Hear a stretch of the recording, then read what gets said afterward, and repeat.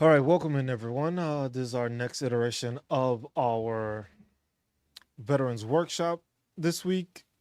We've had a couple of stuff going on. There's a bunch of different changes, stuff ongoing. I'm currently doing it both on YouTube and on TikTok, so I'm streaming on both platforms right now. You can check us out on mobile for on your phone via TikTok, via YouTube, or you can check it out on a PC or on your computer. Basically, this is just a veteran Q&A that we always have every Sunday. This is what we do just to try to help veterans with their disabilities, their entitlements, their spouses, any kind of education benefits or any benefits of the sort that they may need or may be receiving. This is what we do every Sunday. So it's just basically to inform people and just give people extra information as to what's going on with the news, what the VA is changing, what's going on with the VA, any news that's going on. I did get tagged in. So I apologize to the TikTok people, just in case I don't check in with y'all as much. I am mostly on YouTube. If y'all want to tune in on YouTube, y'all can check me out there and get information from there also, because I have the screen up so that way you can visibly see what's going on, and it'll give you a I'll show you what my information is and where to get the information, so that way you can get it, and it's easier for y'all to see and obtain the information. But the biggest thing right now is there was a news report that came out. I believe it was by American Stripes.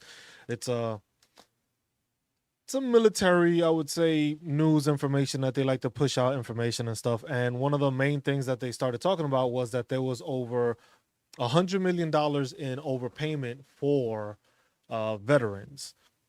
And a lot of people have taken that in a negative way towards veterans. They've seen it as, hey, for a veteran, so y'all have been getting money or y'all have been getting benefits and whatever the case may be. The problem that they're not mentioning is that this is at fault due to the VA. So the VA is at fault here because there's a lot of people that haven't been trained correctly, don't get the information correctly. And a lot of that pertains to it because of the fact that people just see it as, oh, there was $100 million were given out to veterans erroneously. What people think that I guess the easiest way to put it is that people think that it's veterans that are just straight up receiving $100 million. That is not the case. It is basically $100 million that is being spread out through various entities and various military personnel or veterans that received payments basically in error. This is also taking into account all those compensation and pension exams, which is called the CMP exams, that have been taken away from veterans or have been put onto veterans erroneously. Because there's a lot of times that veterans are being told, hey, you need to get examined for whatever the case may be. And the case is that a lot of veterans are not being examined for this stuff. And some of them are being asked erroneously to get reevaluated. So if you have an injury through the military, you have the ability to claim it as a disability after the fact. So if you claim it after the fact, you go through the process of basically filing for a disability claim. You have to get examined and evaluated on that disability claim. And from there, they decide, hey, is this linked to your time in service? Is it not linked to your time in service? A lot of the times there's veterans that have stuff that has been linked to their military service. It happened to them while they were in service, and it still gets denied. Then you have a lot of military service members that do deal with the stuff, and then after the fact, they still get denied. So literally there's cases of, like myself, for instance, I suffered a sprained ankle while I was serving in the military. Severe sprain. I went through all the motions, went through physical therapy, went through all the motions while I was still in the military. And then once I got out of the military, I decided to file a disability claim on it. Afternoon. Um, I filed a disability claim on it, basically stating, hey, I have a bad ankle sprain. My ankle has not been the same because, as most people know, it's better to just break your foot than actually to have a sprain because your ankle doesn't come back the same. So I filed for my disability claim for my ankle. Mind you, I had documentation showing that I had sprained it. I had documentation showing that I went to physical therapy for a year and a half. And then when I decided to file, they decided to say that it was not service connected. So basically, I filed with documentation and all that stuff, and they basically said it was not service connected. So I didn't receive a disability for that at first. I had to then go ahead and appeal the VA system to actually get it corrected so that they could look into the documentation and see like, oh, okay, this guy does have a lot of stuff in here. He does have physical therapy. He does have documentation showing that he did get injured while in service, and it's documented, but somehow we got it wrong. So the issue at hand is that happens a lot when it comes to veterans. So when it comes to the VA mispaying or paying out $100 million, it goes into the instance where in some cases, my case, I was denied. In some cases, they might have been approved. So in some cases, they may be doing reevaluations to do that. In a lot of the cases, a lot of this money goes to those contracted evaluators. So a lot of that 100 million is going towards somebody that, hey, we're paying you to see while serving in. So Reno said while serving in Balad, I got so sick with bronchitis from the bumper. Did you get that notated? That's the thing, though, and that's the issue that we have with a lot of veterans. A lot of veterans are not getting the stuff. Yeah, see, that's the problem. A lot of veterans don't have a lot of record with it, and they couldn't get to be able to actually show like, hey, I went to the doctor for this, so this is what happened with me when I went. So that's something that you got to make sure that you're able to, because the thing is as long as you were in those designated areas, you can actually make a claim for it. Now the issue is that what happened or what pertained to it after that fact. So do you have issues with it now? Is it ongoing issues? Have you gotten worse? Have you gotten asthma? Have you gotten any other case? Because the thing is some of those things are being tied to with the PACT Act, because of the PACT Act being added, that you can actually add it on there. So yeah, that's something you should be able to claim, and they should be able to document, because of the fact that you have the diagnosis and you have the injury there. The problem is connecting it is what the problem is, that so many veterans have the issue, is the ability to actually connect what you have to your time in service. And that's where we have a problem. It's just like a lot of veterans don't do that because, hey, a lot of veterans, hey, we didn't go to sick call for a bunch of stuff. We didn't go get seen for a bunch of stuff. So a lot of stuff isn't documented from your time while you in the military service. So if your documentation and your stuff isn't there while you were in the military service, that's when you run into an issue, because it's the fact that it's just like, hey, you don't have anything showing that, hey, this happened to me while I was in the military. So that's something that you have to try to find. If it's something like that, in a case like that, you can have somebody, you can have a buddy, because you were out there in that deployment with multiple people. Have them write a buddy statement. Have them write a statement like, hey, I was here on this day, we were deployed in this location and this base. It was in this time frame with this unit. And while I was there, my buddy Reno decided he ended up with bronchitis, and he will do that. And you ended up with bronchitis. You got the stuff. You got it notated. Now you can have multiple people collaborating what you have. Oh, my bad. Sorry. I don't know. I can't tell by the name.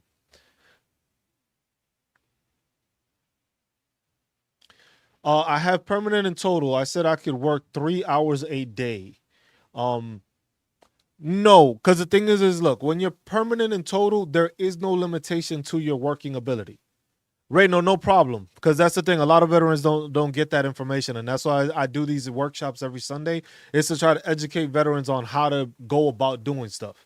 Because if you go ahead and you get those buddy statements from multiple people that can actually show you like, hey, this person was sick, this person did have bronchitis, he wasn't able to go to the doctor or whatever the case, it might be difficult. Thanks for the follow. It might be difficult to prove, but the thing is you have corroborating instances where you have multiple people that were there on the deployment with you, there on the base, at the location, and shit, they might have been assigned to your same unit.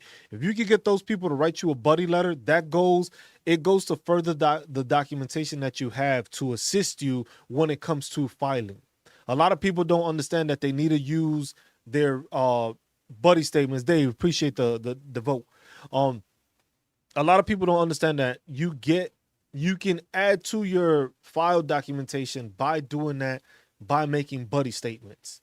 Because the thing is they may have to do the research to find those, just like, was this person actually there with them or stuff like that. But if the person can go into detail and say, hey, we were in this unit together, we served from this time to this time, we were deployed to Balad in this time period on this thing, on operation whatever shield they actually decided to put it on there. Person got sick. We tried to take them to the thing. They couldn't make it, this, and that, and they just dealt with it. But that's the thing. That's where you're gonna have to try to explain or have them explain like what happened. Because the thing is if you got that bad and you didn't get seen, it got better. So you have to explain how that happened also. So you got to keep that in mind when they ask you those questions. You got to be prepared for it. Because they're gonna ask you like, hey, if you got sick, how did you get better? What did you do to get better? And as you do that, then you get that information, and that's how you file. But you have to make sure you have all your documentation together when you're doing that.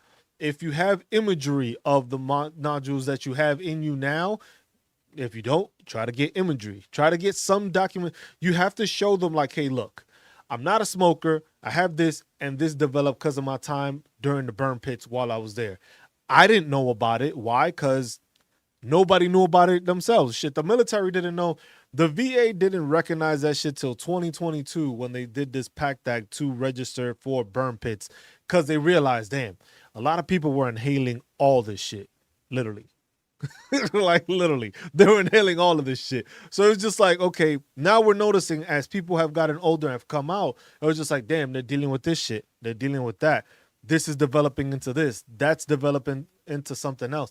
And now people are starting to realize it, and now the VA is starting to realize it, and that's why they're getting overwhelmed right now with so many people filing for disability claims. Because the thing is just like, hey, if you were, see, if you got pics, that's perfect. You put that into the documentation. Like a lot of people don't understand that. If you were in Iraq, Afghanistan, or in any of those areas, you're probably around burn pits.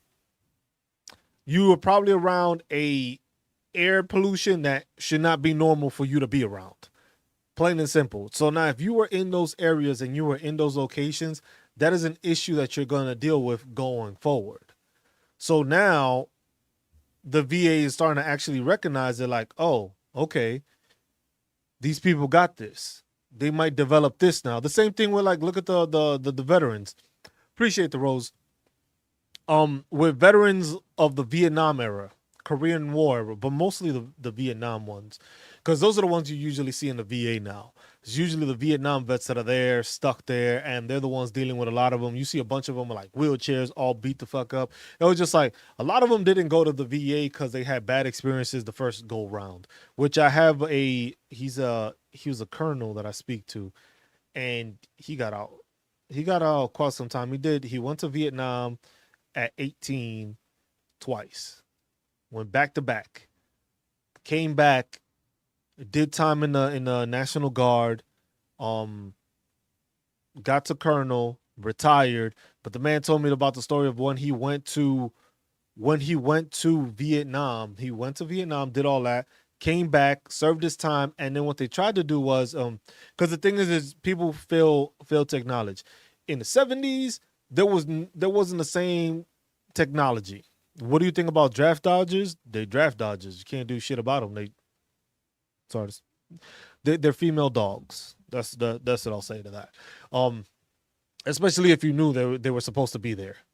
You're a female dog. But what was I saying? It was just like he went through all that, but the thing is people forget that the technology has not advanced. Well, has advanced drastically in the last 50 or so odd years. When it came to checking for people's back issues back in the day, it was a spinal tap. So they actually went into your back and pulled out fluid to see what the fluid was and how it was looking. We don't need to do all that now. We got MRIs and shit to do that. So he went through that, and he went through that experience, and he was like, bro, I'm not coming back again after that. And this dude is like, he's hurting to walk at times. He walks with sticks. And if you see a lot of Vietnam veterans, they're dealing with that. There's a bunch of Vietnam veterans that were around the Agent Orange, which doesn't get enough representation for, or doesn't get spoken about. And then, I wouldn't, that's what I'm saying. I don't blame him either, because it's just like, but that's the problem is that the VA has improved. There's certain VAs that are just straight up terrible. Certain VAs that are straight up terrible, and there's certain VAs in certain places that are actually pretty damn good and take care of you. It's just depending on who's running that VA. The thing is there's no accountability for it. Because the thing is, if you had one bad experience, it doesn't mean that the next time you go, you're going to have another bad experience. Now, if you continuously go and you keep on having bad experiences, that's where something has to be done and said and reported to higher entities to do that. Yeah, same time. Yeah, they can. They can. They still a female dog, but they can.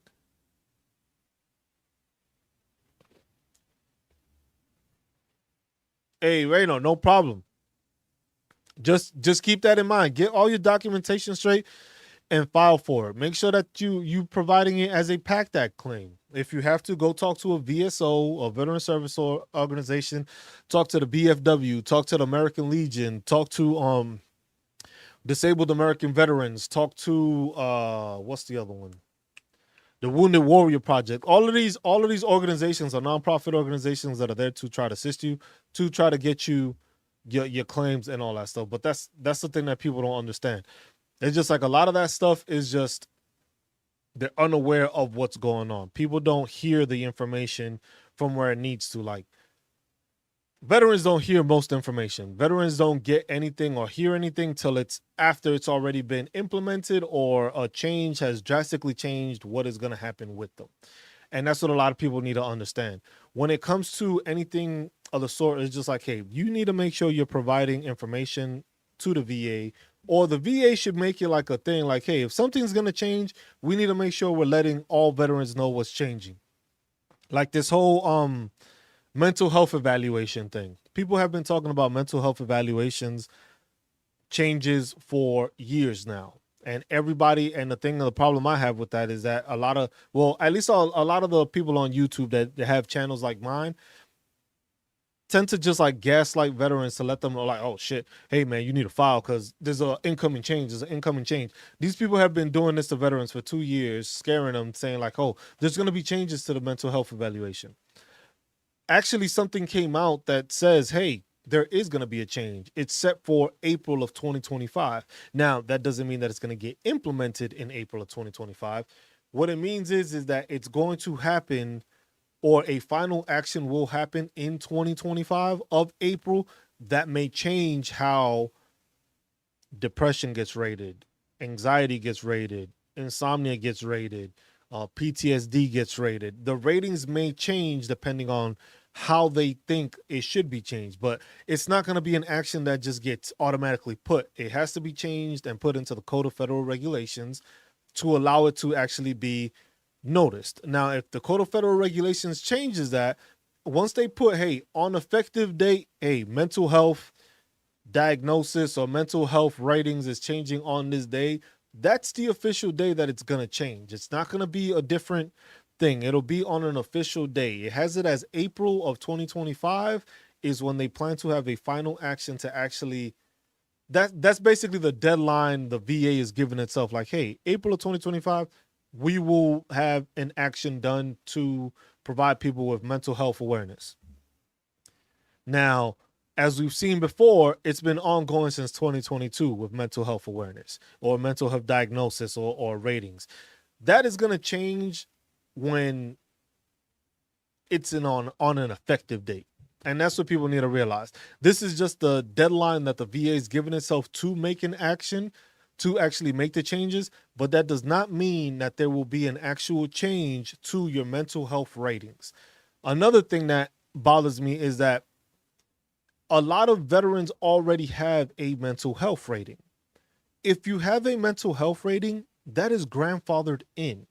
It's not going to change. They're not going to go back and just retroactively, it was like, oh, well, this is new. Let's come back and change all these people. No, this is something that basically once the mental health evaluations for veterans changes and it's notated and the effective date has passed, from there on, any mental health evaluation that occurs will change according to the new regulation or the new change, the new policy.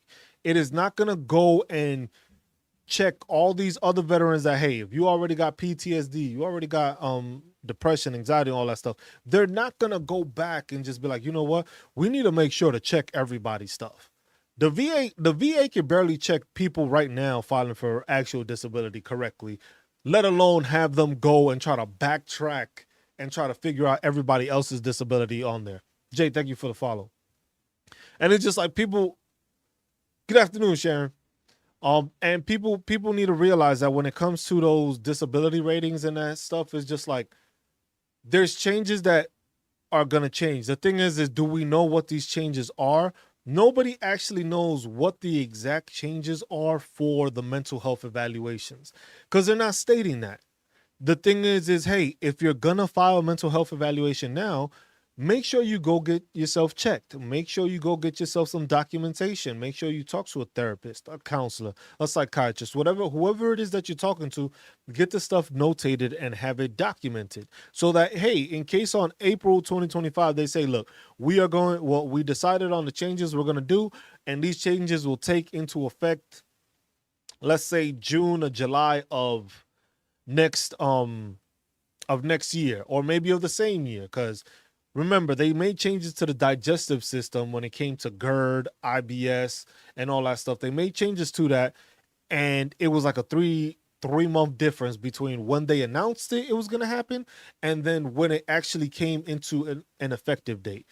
Thing is like with most people didn't even know that GERD and IBS had changes on the disability rating. A lot of people did not know that. A lot of people don't know that change has been implemented. But that's the same thing with the mental health thing. Changes are coming when they have an action date of April 2025. Is that the date? No, that is just an action date for them to actually get their stuff done.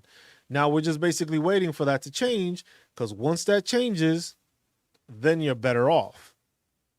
So the change is basically for mental health evaluation. So in the Code of Federal Regulations, Title 38, Chapter 4, Part 1, it is a schedule of ratings for disabilities. So when you go to file a disability claim through as a veteran, you basically have that information. It basically tells you and highlights you, hey, what do you need to meet certain criteria to get paid at a certain percentage? So for mental health evaluations, it basically showcases that, and it'll tell you like, hey, to have 10%, you basically have something that affects you and you've been diagnosed with, but isn't a big thing. When you're at 30%, it's just like, oh, okay, it affects you where sometimes you may have slight memory loss or you have change like that. Yeah, so it's basically for those trying to get their rating. So basically the rating change is going to happen after whenever that goes into effect. Anybody after that point, when they file, will fall under the new criteria. If you already got your rating and you already got your stuff, you ain't got nothing to worry about when it comes to changes. And that's what a lot of people, that's what I think a lot of YouTube channels do, that they gaslight people into like, oh shit, you got to be prepared. Oh, your rating's going to change? No, they're not going to go back and do that. Because then if that's the case, they would be doing that for every single time there's a change. Like I said, with the digestive system, if you have IBS or you had GERD or whatever other changes are in there, they would go back and reevaluate you on. They're not going to do all that. The VA don't have, like I said, the VA don't have the correct resources to actually assist people now and get the shit right the first time, let alone they're going to go back and check all veterans' disability ratings and try to fix those.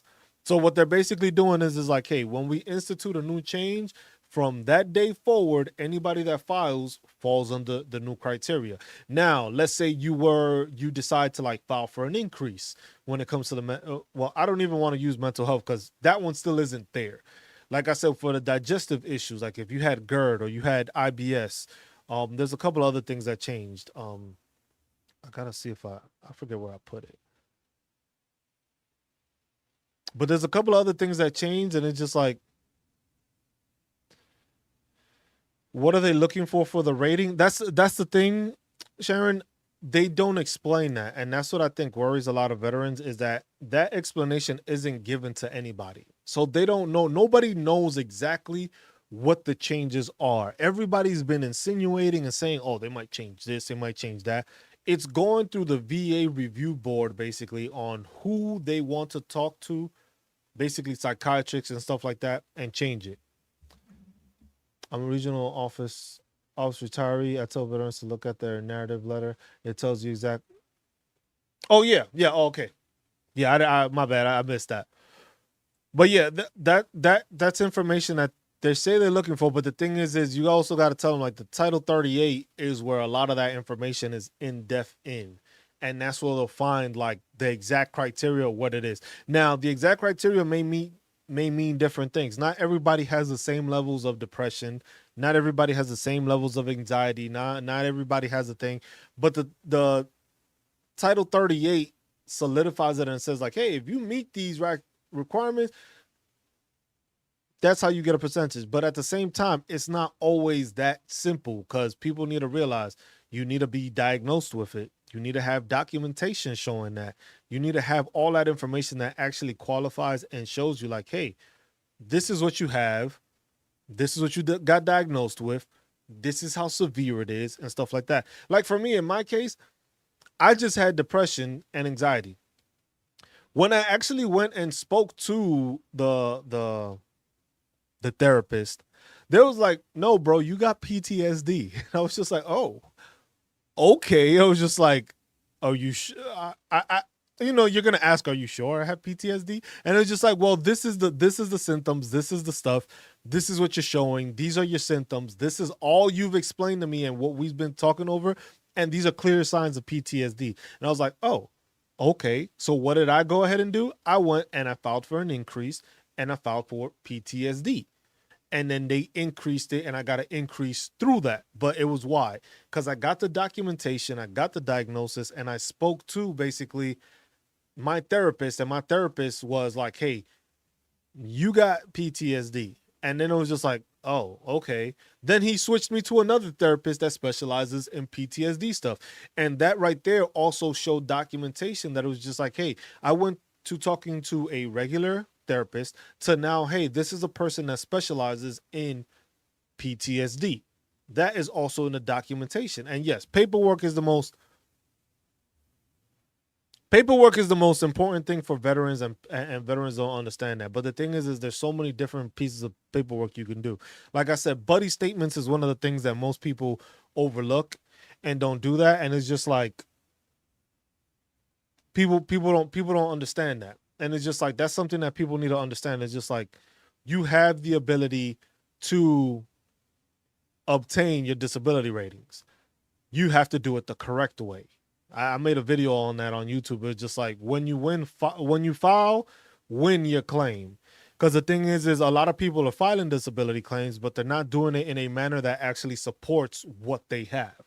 If you just go, hey, my back has been hurting, and you file for lower back or upper back, but don't have no documentation, don't have no diagnosis from an actual doctor, because it doesn't have to be through the VA. It could be an outside source, a private doctor, and they say, yes, this dude is having back spasms, his discs are bulging, then you got the MRI and the x-ray showing that, then you present that to the VA, then it's okay.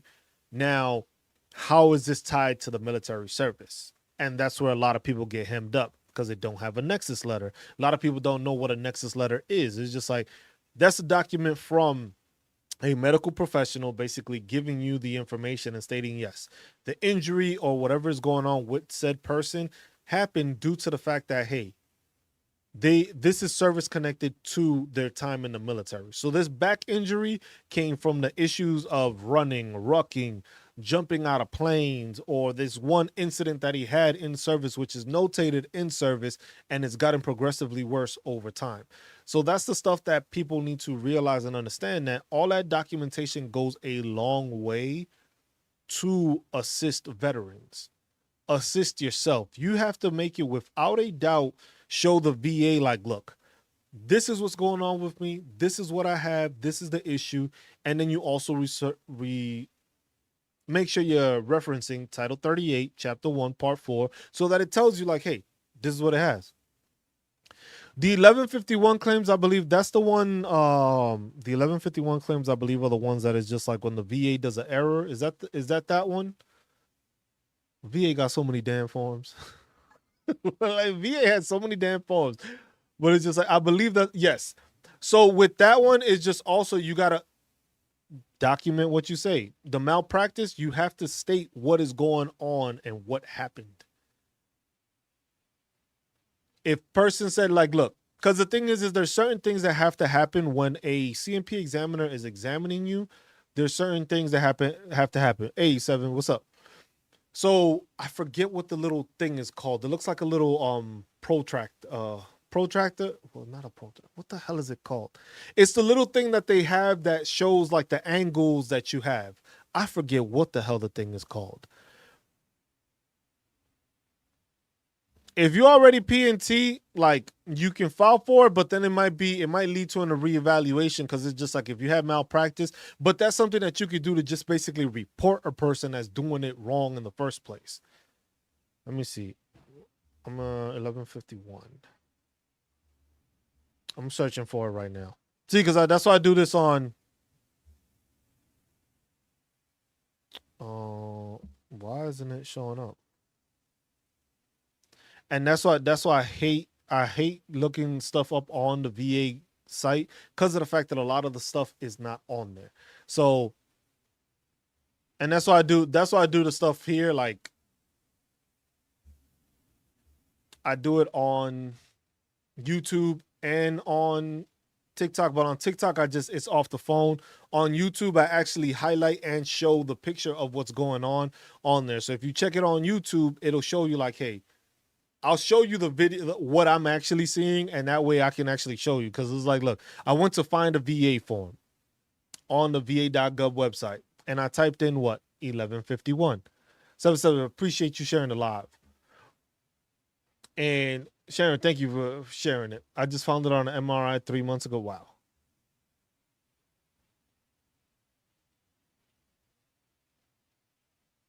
A lot of veterans don't give a damn about veterans benefits for life. Just survive normal life. The thing is I wouldn't say that a lot of veterans don't care. I think the biggest issue with veterans is that veterans are not aware. I think that's what people don't understand. It's just like it's not that a lot of veterans don't care. A lot of veterans don't know half of the damn benefits that they actually can have. A lot of like, look, I do these lives every Sunday. It was, I think, 2 Sundays ago. I spoke to a veteran that he had been P&T for 15 years. So 100% P&T for 15 years. He did not know about the Dependents Education Assistance Program. He didn't know that his kid could receive a stipend while going to school. Tax-free. He didn't know about that. If I need to get a hold of you about helping a friend get started on his benefits. Hey, Raven, what's up? Just let me know. Just let me know. I was just like, if he got questions, you can send them on to these lives also, because that's what I do on Sundays. It's always one of these. It's just like, if you got questions, ask away. Any questions y'all have, y'all ask. And like I said, it's easier on YouTube for me because if you ask a question, I can highlight the question. Everybody can see it. Like on TikTok is tough because it's off my phone. I can't do none of that. I can't highlight your message or something like that. Or I can pin it, but it's only for like 60 seconds. On YouTube, I can show you everything of the sort. I can pull up the page. I can show you exactly what I'm looking at. So I can show you in depth, like, hey, this is where you go. This is where you find the information. And this is where it's at. But yeah, if it comes to anything like that, you just let me know.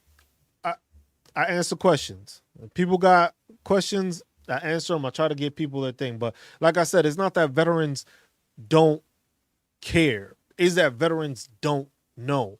Like I said, if you go 15 years of being 100% P&T and didn't know that your kid, once they hit, they can actually receive it while they're in high school at 18. They can start receiving that monthly stipend. People don't understand that. There's certain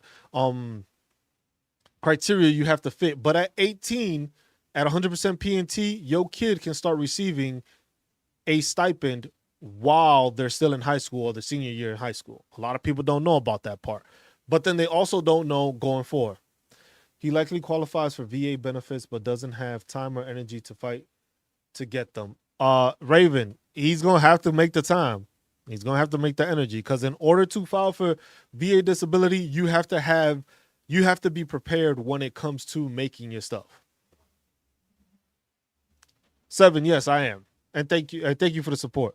But he has to make the time to get documentation, get imagery, get diagnosis, get a nexus letter. Like there's a bunch of stuff that goes into it to getting veteran benefits. It's not just you just go onto the site or go and log in and just click and be like, yeah, I got this, and that, and just send it off. You have to have your documentation and your paperwork to assist you when it comes to filing those claims. If you don't do that, you're not going to go far.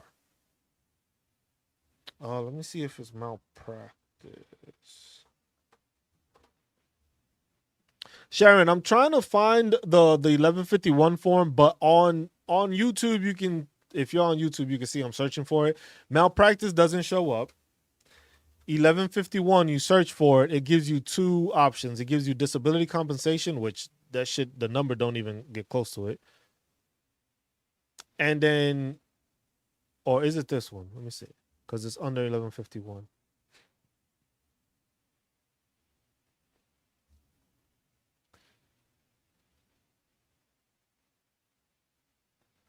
No, this is different. But the 1151 is basically highlighting and showing people like, hey, there was malpractice that happened. This is what happened. This is when it happened. And that's what you got to show for it. But if you are a veteran and you are trying to file for disability benefits, you must ensure that you have the proper documentation to back anything you are trying to do. Any disability claim you are trying to make, you have to have documentation for it. It's like an obligation to do so. You have to have it. There's no way around that. I was just like, yeah, I know a lot of people aren't. Look, nobody's excited to deal with the VA. Plain and simple. Nobody's excited to deal with the VA. Nobody wants to make sure they got the paperwork. A lot of people don't want to file and then file for their first time, and then what ends up happening, it gets denied. And the problem is a lot of people don't understand. It's just like you can appeal denials. Just because you got 0 or denied, that doesn't mean it's the end of the light for it. It means that, hey, if you know there was something done wrong, if there was information that was incorrectly filed or they didn't read it, I got a little guest appearance, y'all. Guest appearance.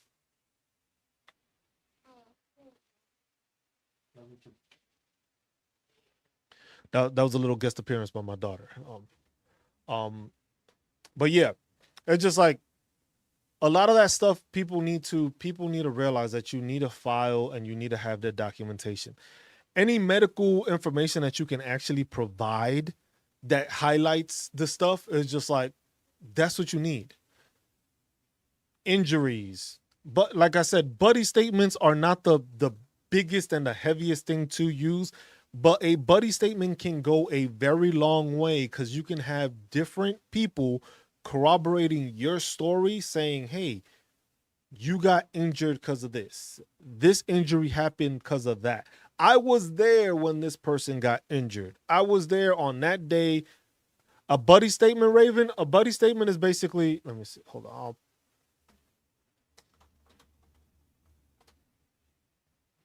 A statement, basically it says a statement in support of a claim. So basically, it is form 21-4138. Let me see if I can download it real quick.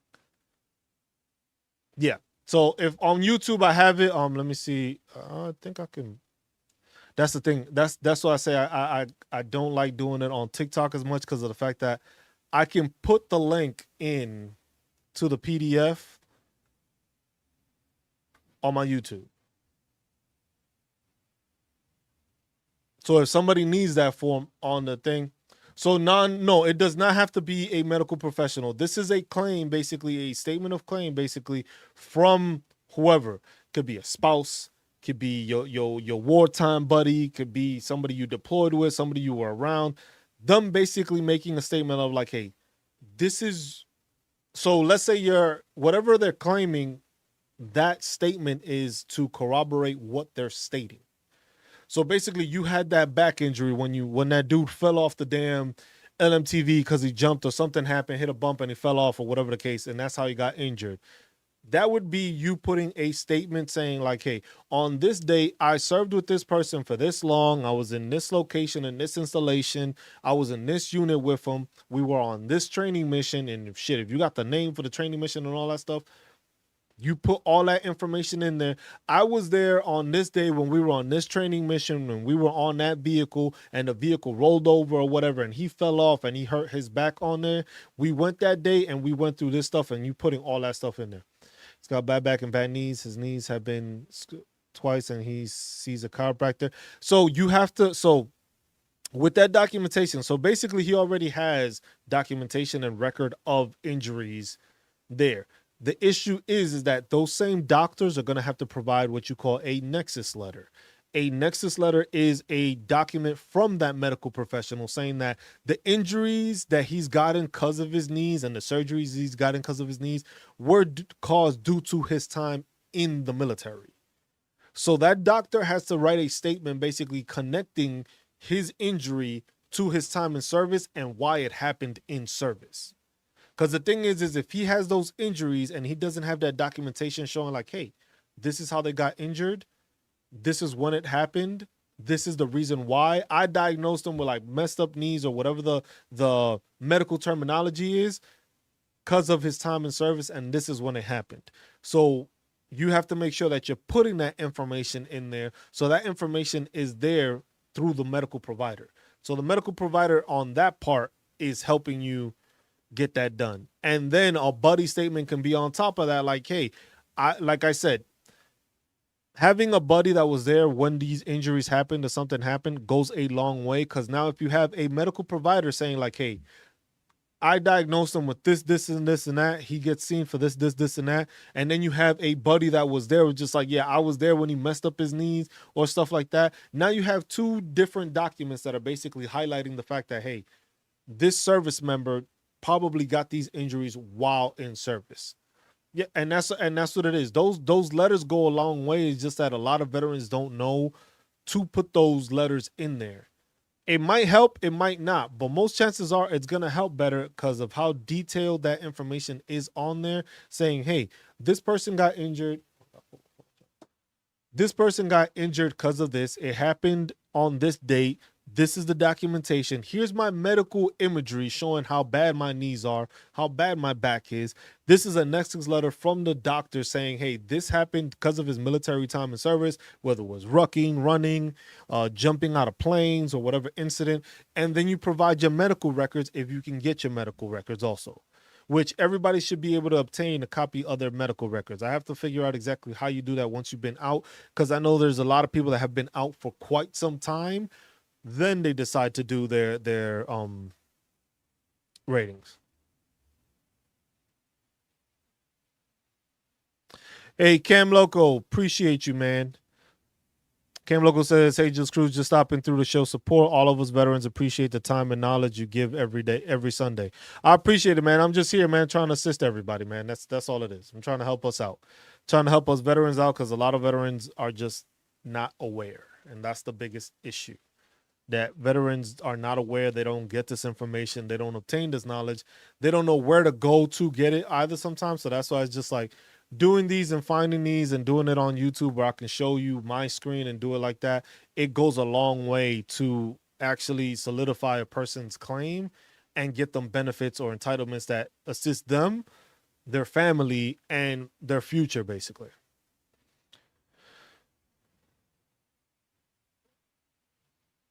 Is it possible to do a medical power of attorney to get permission to help with organizing that? I don't know, Raven, because that's the thing. That would be something that you would have to talk with him, and he or she would have to sign off on you trying to obtain his documentation. I don't think that's going to work because a lot of veterans, if they're still living and they're still able-minded and able-bodied to actually carry out the stuff, I don't know if that'll work. That would have to be something you would have to get a power of attorney signed off by him saying that, yes, he's allowing you to get his records and stuff like that. It's possible, but I say it's difficult because unless he's like in a coma or like mentally ill that he cannot do it himself, you might get some pushback. A POA, the thing is Raven, if you're using a POA to try to obtain the information, when you file for the disability, the POA doesn't really matter at that point. Because the thing is the POA is for you to obtain the information. When you're filing for the VA disability, you're uploading those documentations. So whatever you find in the medical records and all that stuff, you're just uploading it. So it doesn't really matter unless you're filing if you're filing the claims for him, then I would suggest, if you're going to do the POA, do it that way. But then I would suggest going through a veteran service officer, because they would be able to direct you in a better way because of the fact that you are doing this for somebody and it is not the service member themselves. Because most of the time, the VA deals with the veteran themselves and not somebody else obtaining the information to get the veteran to get to do something. See what I'm saying? So that makes it makes it tricky in that manner to try to do that. So that's why you have to make sure it's just like, if you can get him to go talk to a VSO, a veteran service organization, like I said, if you have an American Legion around you or a BFW post, because some things is like spread all over the place. When I joined the VFW, it was in Germany. It was an old man. It was an old man that walked around. His name was Donald. This dude was like maybe like 80 something, pushing 80s easily. And this dude would walk around the installation, going building to building, and he would just stop by and look, and he saw a combat patch on you. He'd be like, "Hey man, have you thought about joining the VFW?" I was like, "No." And then he'll keep on, he'll go. He literally walked around. This dude could barely make it upstairs. He would go onto the second floor and just, hey, you see, he saw a combat patch. He went and he was just like, you know what? Let me ask him if they wanted to join. I joined, the reason being because my unit, what we did while we were over there, we had firefighters in our unit. So what the firefighters did, there was a orphanage that they had. So it was a joint thing that the VFW did with the orphanage. And what we did was, it was just like our firefighters would take the trucks, take it to the orphanage, do a little thing with the orphaned kids, and just basically, let them play in the truck, sound the horn, turn on the lights and all that stuff. And they did all that stuff. And that's something that the VFW did in Germany with people. They do a bunch of different stuff also. And like I said, there's a ton of nonprofit organizations. And if you go on the VA site, if you go on the VA site, on the va.gov site, all you got to do is go to the search bar on the va.gov site, go to the search bar, type in VSO. And the first link that it'll show you, it'll say find a VA accredited representative or VSO. You can click on that, and from there you can hit the search. You hit search and it'll find a accredited VSO or representative that is accredited and recognized by the Veteran Affairs Administration or the Department of Veteran Affairs. And then from there, you can go highlight. There's usually people. The thing is that sometimes not every county has one. Not every state has one, but you may have to go farther or something like that to do it, which you may have to contact them over the phone. I think it's easier if you're in person, because then you can see the person, they can put a face to it, and they do it. But you also got to remember, all VSOs ain't great. The VA isn't also great, but the more documentation and the more prepared you are to file for documentation, file for benefits and entitlements, the easier your situation will be. Like I said, you can have all the documentation and everything provided, and you can still get denied. Fucking crazy to me, but you can still get denied. Then you have to go through the appeal process, which takes time and stuff like that. But the thing is as a veteran, you got to ensure that you are not giving up when it comes to filing for your disability claims. Do not give up. Just because you get a denial does not mean, hey, you got to give up and I don't want to do this no more. It's just like, look, they said no. That's not the case. If you know you have an injury, it was caused by the military, keep fighting it. There's people that have been fighting the VA for years. like 10 plus years filing for documentation, filing for increases, dealing with appeals, because stuff like that. Like, and the thing is, like I said, on YouTube on Sundays, it's just like there's so many veterans that I happen to come across, and I have conversations of them where they're dealing with these issues, and they've been dealing with these issues for years. But then the best thing is like when somebody messages you and you be like, "Hey, I just got 100%. I'm 100% PNT now." That's the best thing. That's the best feeling I can get, is knowing that, hey, you made it there. That's it. And I was just like, hey, if I had some part in assisting, I'm glad. If I didn't, I'm glad anyway, because it's just basically at the end of the day, you got what you deserved, and those were your benefits and your entitlements. A lot of veterans just don't know that, and a lot of people don't go and talk to them. A lot of people don't understand that when it comes to that. That it's just like there's a lot of stuff in there that happens that people need to realize and pay mind to. That it's just like it's not that you're just automatically going to get denied. It's the fact that you have to make sure you are ensuring you are doing the right thing. My dad was a Vietnam vet and he never used any services. Oh, trust me, Raven, I know. I talked to a bunch of Vietnam vets. Their mindset was just like, I don't need the help. It was ingrained in them that they don't need it. But there's a lot of benefits that you as a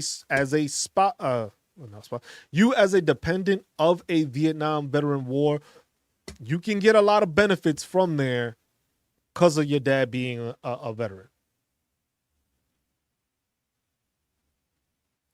I have heard healthy, active soldiers talk about wanting to disability. The thing is Rebecca, the thing is like, look, the way I see it is if you join whatever service it is, no matter what service you join, if you join the military, you don't come out the same. Even after he has passed, Raven, the issue there is did he, so it's called DIC. Let me look it up for you. Dependence and indemnity compensation. If you're the surviving spouse, child, or parent of a service member who died in the line of duty, or the survivor of a veteran who died from a service-related injury or illness, you may be able to get a tax-free monetary benefit called VA dependency and indemnity compensation.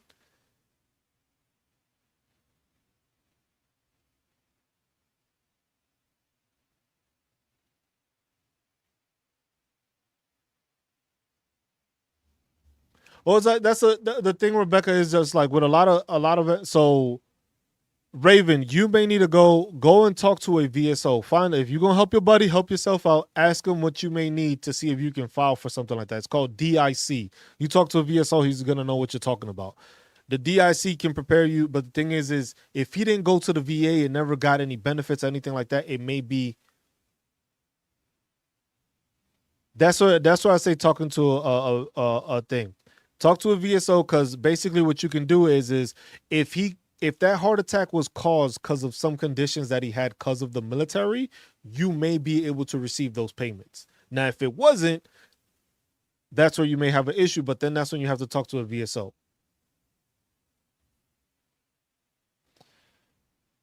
And Rebecca, the thing is just like, look, a lot of veteran, like if you decide to join the military, you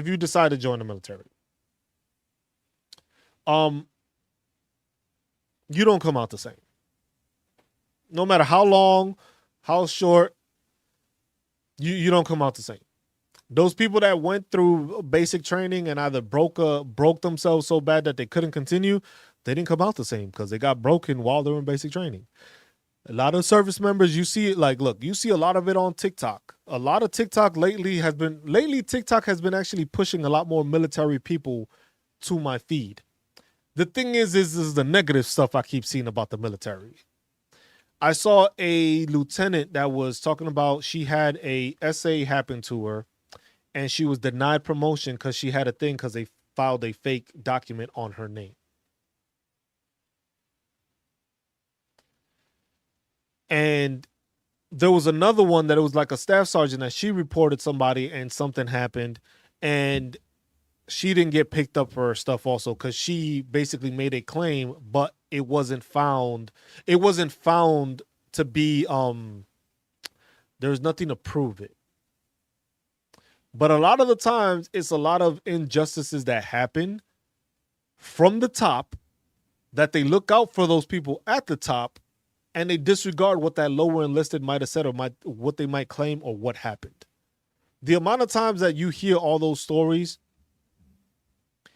and you see that, hey, this service member went through this and they went and they filed the claim. They went through the correct channels and all that stuff. And next thing you know, what happens? That service member gets moved across the installation to another unit.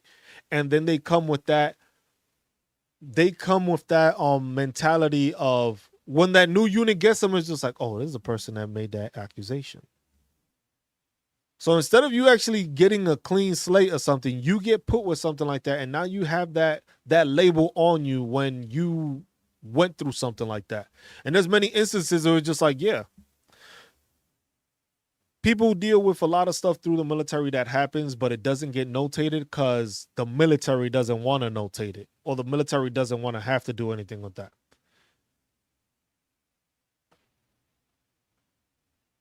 And that's the issue at hand that a lot of people don't understand. That when filing for claims, you have to have all your ducks in a row to make sure that you have your disability claims in line. You have to have the documentation, but the thing is a lot of veterans don't have the knowledge. It was just like, yeah, some people can be able-bodied and they might say they might get benefits. The thing is it's not going to work that easy. If you're able-bodied and don't have injuries, you're not just going to get 100% P&T. Plot, my man, with the votes, always coming in here showing love. And it's just like, people need to understand that. It's just like, and that's another thing. I say this, and a lot of people don't agree with me. A lot of people will be upset when I say that. It's just like, not everybody deserves 100% P&T. Plain and simple. Not everybody deserves 100% P&T because not everybody has the same issues. Not everybody went through the same issues. Not everybody got hurt. Not everybody went through a traumatic experience. Not everybody got deployed. So it depends on where you're at and where you're going. Did you get the wall tiles custom made? Oh, these here? I made those myself, Plot. All those, I made those myself. Those are all custom. They are custom made, but I custom made them. I was thinking, I'm thinking I should start a shop just making those. I might do that. I'm looking into it. I got the stuff I need for it. It's just like, how do I go about doing it and making it so that it's actually perfect when I do it? That's the only thing I have to work on. But that's one of the things right there that I did. I made all of those. Those are my emotes that I have on Twitch, have them on YouTube, have them there on TikTok also. If people subscribe, that's the stuff I have. And those are just like custom made wall panels I have. But yeah, that's the thing. A lot of people, there's a lot of veterans that go through a bunch of stuff, don't get the information they need, and they're hurting for it. Like I said, there's so many benefits. There's a lot of, I wouldn't say there's so many benefits, but there's a lot of benefits that veterans can take advantage of and use during their time in service. Shit, there's stuff you could do while you're still on active duty. You can get yourself a degree. You can get credentialing while on active duty. And people don't know about that either. You can get the credentialing assistance, which basically you can get a credentialing for damn near anything. Because I believe you can use up to $4,000 per year. Oh, Plot with the subscription. My man. Appreciate you, my man. I was just like, you get benefits like that while in service. You could get I finished my bachelor's degree while I was in active duty. I didn't have to use my GI Bill. It took some time, but I got my bachelor's degree while on active duty, while serving. Live, direct, active duty, got my bachelor's degree. Then what am I doing now? Now I'm using my GI Bill to get my master's degree. What a lot of people don't know is that there's also the vocational rehabilitation and education program, the VRE program, which basically does the same thing as the GI Bill, and you don't have to use your GI Bill. You just have to make sure that you are using it to, and you have to explain it to them as like, hey, this is for employment. So, hey, if you want to go, if you have your bachelor's degree, or you may want to get a bachelor's degree, you can go talk to, I forget who it is you have to talk to. It's through the va.gov. You can go on va.gov and check it. It'll tell you what you have to do, what you have to file. You have to basically apply for it. And if you fall in line to basically be eligible, you get contacted by a VA educator from the education program, and they basically assist you in filing for that. So basically, like, hey, some of y'all may want to go ahead and try to get your bachelor's degree. Because, hey, you're working in, let's say, cybersecurity, let's say, which is a growing field. Or the AI thing, growing field. You can go through the VRE and just be like, hey, I want to get a bachelor's degree in cybersecurity because this is what I want to do. So what is the VRE going to do? The VRE sets you up to basically send you to school to get that accreditation or that bachelor's degree, which will help you get employment because of the fact that why? If you have a cybersecurity degree, it's a lot easier to get a job than you just wanting to get into cybersecurity. So basically that VRE program allows you to obtain that. Love, good morning. And then that's something that is just like you can get that. And if you're going to school and you're not paying for it and you can get a bachelor's degree as a veteran, that's a plus. I'm doing that through my GI Bill. I'm getting my master's degree through my GI Bill. Now, I'm going to try to see, maybe I go and get my PhD. If I try to go get my PhD, I'm going to try to use the VRE program because it's just like, hey, there's a lot of jobs out here that are willing to pay pretty good dollar, right? With public administration or government stuff. If I go and I try to get my PhD in like veteran affairs or something, or public policy doing with veteran affairs, that is something that allows me to get a PhD as long as I fit the criteria. They will pay for my PhD for me to obtain employment as, hey, this is the employment I'm looking to get. Or if it's like, hey, human resources, another big and always ongoing job. You want to get your bachelor's, your master's, you can go through that. You want to become a plumber. You want to become an electrician. You want to become, look, I have a friend right now that just finished going through jewelry school. He is now a licensed jeweler. And he went to school to become a jeweler. Making rings, necklaces, bracelets, and all that stuff. And that was through the VRE program that it was paid. While receiving a monthly stipend, like basically kind of like how the housing allowance is, you receive that also through there at the same time. Like I said, there's a lot of stuff that people don't. There's a lot of information and a lot of stuff that veterans don't know that they can do. But like I said, you can come out with a PhD after your time in service. And you could only serve those 4 years. You could have served that one contract and you could have worked on getting your bachelor's while you were on your first contract and it was getting paid. You could have gotten credentialing assistance, which is $4,000 a year capped that you can use to get credentialing assistance. It's $4,000 a year and it is an uncapped number. So it's $4,000 a year throughout your whole time in the military service. A lot of active duty service members don't know that. That's why it's like to try to get that information out to them also.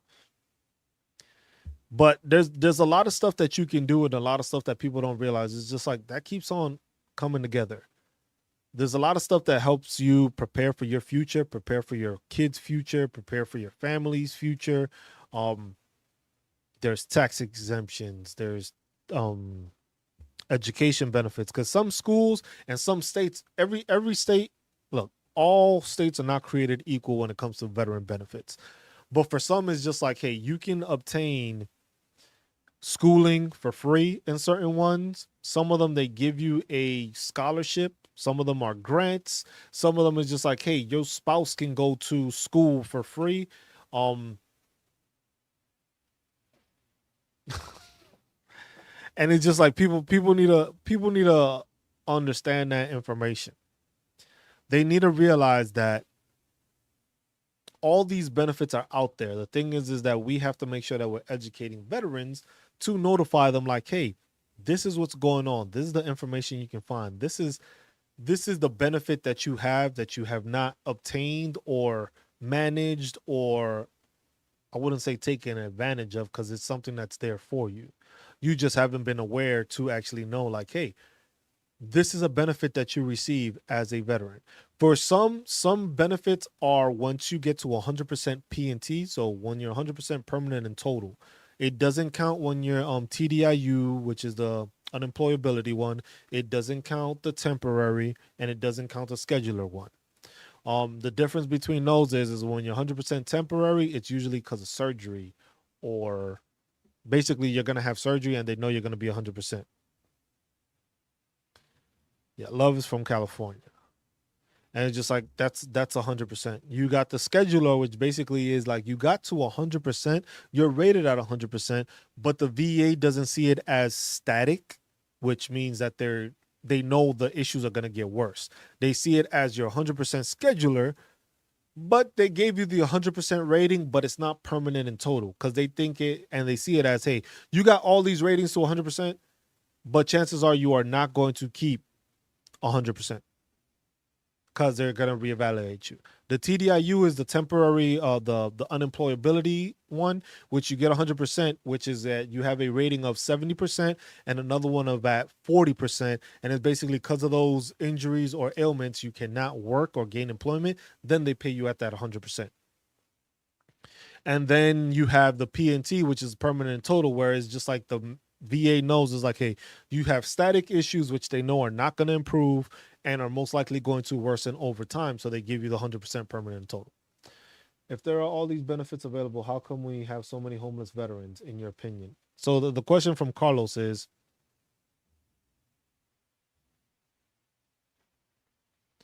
you have to keep reaching for a plot, because they're there. The thing is a lot of people just fail to actually keep on trying because of the fact that it's just like they hear that. If there are, the question from Carlos was, if there are all these benefits available, how come we have so many homeless veterans, in my opinion? The reason for that, Carlos, is we have so many homeless veterans because a lot of homeless veterans, or a lot of veterans, are not aware of all this stuff. Like you said, we have all these benefits available, but if you ask any of these homeless veterans, they will not be able to give you an answer. Like the stuff I mentioned already, those are some of the benefits. But a lot of those veterans have no idea that they have. A lot of veterans don't even know that they have an actual homeless program, which is, let me see, VASH. Is it VASH HUD? Yes, HUD VASH. And here's the link for this. So I'll put this. Damn. That's what I said. I can't put it on. It's tough for me to put it on TikTok because I don't have the ability to put it on there. I should have been doing it through live through my computer, but I just did this one through my phone. But it's called the U.S. Department of Housing and Urban Development VA Supportive Housing Program. HUD-VASH is a collaborative program that pairs HUD's Housing Choice Voucher rental assistance with VA case management and supportive services. These services are designed to help homeless veterans and their families obtain permanent housing and access the healthcare, mental health treatment, and other supports necessary to help them improve their quality of life and maintain housing over time.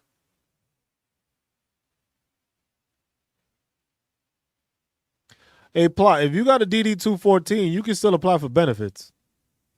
That's all I'm saying. If you got your DD-214, you can apply for benefits. Now, if you didn't get a DD-214, then it's different. But if you got a DD-214 and it says you're a veteran, you can apply for benefits. So the other question was from Carlos was, when veterans are discharged, do they not educate them? So I'm going to tell you this. There is a program that they call it now, which is called Soldier for Life Transition Program, which is something that veterans or active duty service members, when they are planning to leave the military, they go through this programming. A lot of this shit does not get explained. The VA part definitely does not get explained. I went through that program and I went through the VA the VA portion, which is like a day class, they go over stuff and they highlight certain stuff. And it was just like, hey, if you have any disabilities, make sure you get your medical record and just file for those disability claims. That's basically all I got. They don't tell you like, hey, you can go to Title 38, Chapter 4, Part 1, and look at what the actual schedule of ratings is and what percentage you get off of what ailment and how bad the ailment is. I didn't know about that. I had to research that. I didn't know about the vocational rehabilitation and employment one, which is basically for you to gain employment, they will send you to school so you can obtain better credentialing or stuff like that. I didn't know about that one. I just started using my GI Bill because that's the one I did know about, because that's the one that most people know about when they join the military. Hey, you join the military, you will gain your GI Bill and you can use your GI Bill. You can actually use the VRE program, which is basically the same thing. So right now, as I'm doing my master's, I could have been doing the vocational rehabilitation and education thing to obtain basically obtaining employment as a public administrator through the VRE and use it. And they would have been doing the same thing, paying for my school and also paying me a stipend monthly instead of me actually using my GI Bill. Another thing that people don't get told about is the transferring of the GI Bill. In order to transfer the GI Bill, you have to transfer it. You have to give up 4 years. So basically, let's say you sign up for your first contract and you do your 3 years. In order for you to be able to transfer it to your spouse or any dependent, you would have to sign up for another 4 years to do it. I did 10 years in the military. I reenlisted twice. Nowhere was I notified about this till after I had already reenlisted. Otherwise, I would have been able to transfer it over to my kids. And when people don't know about it, it's Chapter 35, which is the Dependent Education Assistance Program. Your children, your dependent, your spouse, whoever has your GI Bill can use your GI Bill and they can still obtain a Chapter 35 monthly stipend while they're in school also on top of each other. It doesn't cancel each other out. A lot of people don't know about that either. I was just like, there's programs out there to take care of veterans and make sure that veterans are not left in the street. Because like I said, that's the biggest issue I have is just like homeless veterans. But it's just like all this information is not readily available and not readily given to active duty service members when they're leaving the military. A lot of this is a find out for yourself kind of thing because they just give you a gist of it. It's just like, oh, there's the VA. Make sure to file your disability claim. Do this. And after that, it's just like you on your own. Once you leave in the military, you on your own. Shit, there's a bunch of units that once you tell them you're getting out, they treat you like shit. They're just like, oh, he's a quitter. Nah, bro, I'm done with y'all dumb shit. That's the difference. It was just like they'd be like, oh, they're a quitter. Nah, I'm tired of the dumb shit. Yeah, they are doing a disservice to the active duty military, but it's just like that's what people don't understand. It's just like I got tired of the dumb shit. I was not about to do another 10 years of dumb shit, dealing with dumb people that just have rank and think they oversee and say something. Because the thing is, it's just like, hey, I was one that didn't stay quiet. I was one that spoke out for issues. I was the one that was always helping out that troubled soldier. I was actually helping them get right, get corrected, or not get screwed over when they were trying to take away or do something to them illegally. I was the one that was doing that. But then you know what I got labeled? I got labeled the troublemaker. I got labeled the misfit because I was actually helping people not get intimidated or not get overrun by stuff. Love says, June 2024 is the last letter I got from the local VA saying they are working on my claim. 30 days after, then they will make a decision. Still no word yet. Love, you got to remember, when it comes to the VA saying that they're going to make a... So I can highlight. See, now this on YouTube, now I could do this. So now I can highlight. Oh, no, hold on. I picked the wrong one. Whoops. I can highlight people's statements now on YouTube so now you can see it. So Love said in June 2024 is the last letter I got from the local VA saying they are working on my claim. 30 days after, and they will make a decision. Still no word yet. It is now August 4th. And if you sent that in June, meaning that most likely you will get something, I'm hoping that you will receive a statement or anything in the next week or two. Because you got to remember, they say a month.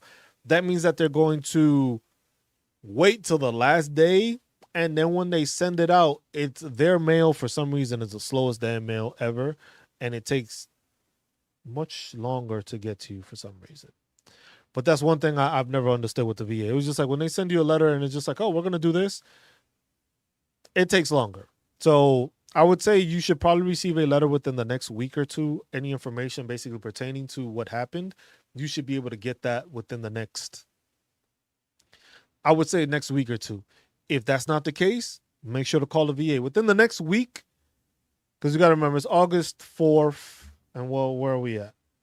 August 4th is the weekend, so the first of the month was the first of Friday. So you might receive the letter, I would say, sometime this week. If you don't receive a letter sometime this week, make sure you make a phone call. Call the VA. Be like, hey, I'm supposed to get a decision. I was told this. I haven't received any. So that way you can get an update that way. Because most of the time, their answer is going to be, oh, yeah, it's in the mail. And what's most likely going to happen is that they're going to send it out that day you call. And then they'll date it like it was old or something. Their way of doing shit.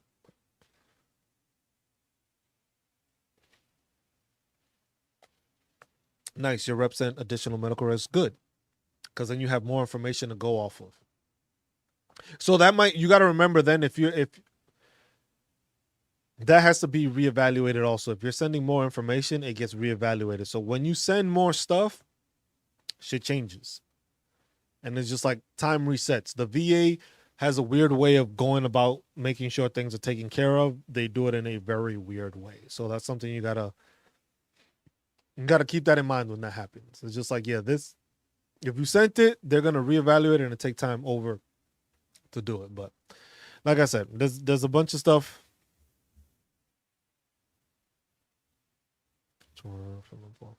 Okay. But yeah, that's a lot of things. A lot of the stuff here, like I said, there's a ton of information. Just here, I'll show you the HUD, the VA homeless program. It's on there. It's there. But the number of veterans is growing. So that's a problem. So something isn't working, and the VA and people are not going in depth and trying to figure out why it is that it's happening. And that's where we have to, put some feet to neck to get people to start getting motivated within the VA to actually get that fixed. Because that's the problem we're having, is that a lot of these veterans are not being aware. They don't know about these programs, and it's just like we don't have anything in specific that's out there for veterans to actually learn from. And that, I think, is the biggest issue. We have to make sure that veterans are being educated on all these processes, all these benefits, all these changes, because a lot of the things is like I said, there's a bunch of other channels on YouTube that highlight this information. There's a bunch of other ones that highlight this information, but a lot of the times it's a lot of more of a like scare tactic kind of thing, like, hey, you need to make sure you're doing this, you got to make sure you're doing this, and it's just like, but there's nothing in file basically saying that changes are gonna occur. They just try to like instigate people to do it. I got to request my work because I was over 20 years ago, and I definitely didn't keep anything. Hey, Plot. So even though your records were 20 years ago, you get your records and see what records you have on file. See what's in your records and see what issue you had. Whatever issue it is, if it got worse, the thing is, so Plot, what you're gonna do is you're gonna have to go, and you probably have a doctor now or a medical provider now. You have to make sure that you're going to that medical provider and getting diagnoses for anything that might have happened. So in the case of your case, you didn't have too much time, but whatever injury you may have gotten during that time period, that's something you need to claim. You can claim that. You might not be able to claim a whole bunch of stuff, but you may be able to claim whatever's on your record showing like, hey, this is an injury that happened. This is what it was. Now, if your injury got worse, you can file for a claim, because it was just like, hey, my injury has gotten worse. It's been 20 years, but my injury has gotten worse. But you need to have a diagnosis from a medical provider now saying it got worse. This is the reason it happened. This is the reason it got worse. And that's how you continue to do that. You basically have to start laying the groundwork for 20 years worth of time, which is usually through medical documentation from a medical provider saying like, yes, this is the injury he has. I've been seeing him for set amount of time. He's been prescribed this. You go to a chiropractor, you've gone to physical therapy, this, and that. And this is an injury that happened due to his time in his military service. And they write a nexus letter connecting that. And then that's something how you go ahead and file for it. Now, you got to keep in mind that a lot of the times you might have had that one injury that one injury may cause secondary issues. So it would be a secondary claim. So like if you got a back issue, like I said, your knees start messing up, you might get sciatica issues. That's a secondary issue to your back issue. So you have to have the back issue documented, but you got to remember at first you have to make sure the stuff is connected. So you have to make sure that your back issue is service connected in order to have your sciatica and your knees and your ankle being connected to that. Because that's what a lot of veterans, I think, forget. It's just like, you have to have something service connected first before you can start claiming secondaries for that action. You can't say it was just like, oh, my sciatica and this is bad because of my back. But then if they say your back wasn't part of the military, then it's just like, well, neither was your knee, your sciatica. You see what I'm saying? So that's the tricky part that a lot of veterans don't understand also. You got to make sure something is connected first. Whether that means you have to file, but you can file it all at the same time and just be like, hey, but you got to make sure, like, hey, if you're filing it all at the same time, you need to make sure that your back issues is plain as day service connected. No issues, no way. Like I said, with the video I made, you have to make it without a doubt that your injury and what you're dealing with was caused through military service. If you cannot make sure that happens, that's when you start going through the legwork of having to deal with even more issues on top of more issues, because now the paperwork has to get, the file just keeps getting bigger and bigger, and you have to keep on trying to find more information to help yourself out. But like I said, in some cases, it's just that, hey, these people just deny the claims because they don't know any better. Like I said, how we started off the topic today, that it was just like a article saying that there's over 100 million like 100 million was overpaid to like with the VA. And it's just like, that's an oversight where veterans were being tested on, done a compensation and pension exam, and some of them weren't necessary. Some of those examinations were not necessary, but they still made them happen. Some veterans, they made an error and they might have basically approved an issue that they had when they weren't supposed to. Some of them, it was just like, hey, you contracted somebody to make sure they're a medical doctor, and now that person sees them and they don't really see him, or there wasn't a need for them to see him. There's a lot of stuff that goes into $100 million, them trying to figure out where it went. But the thing is the issue is that a lot of people will just be like, oh, Mary Beth, thank you for liking the live.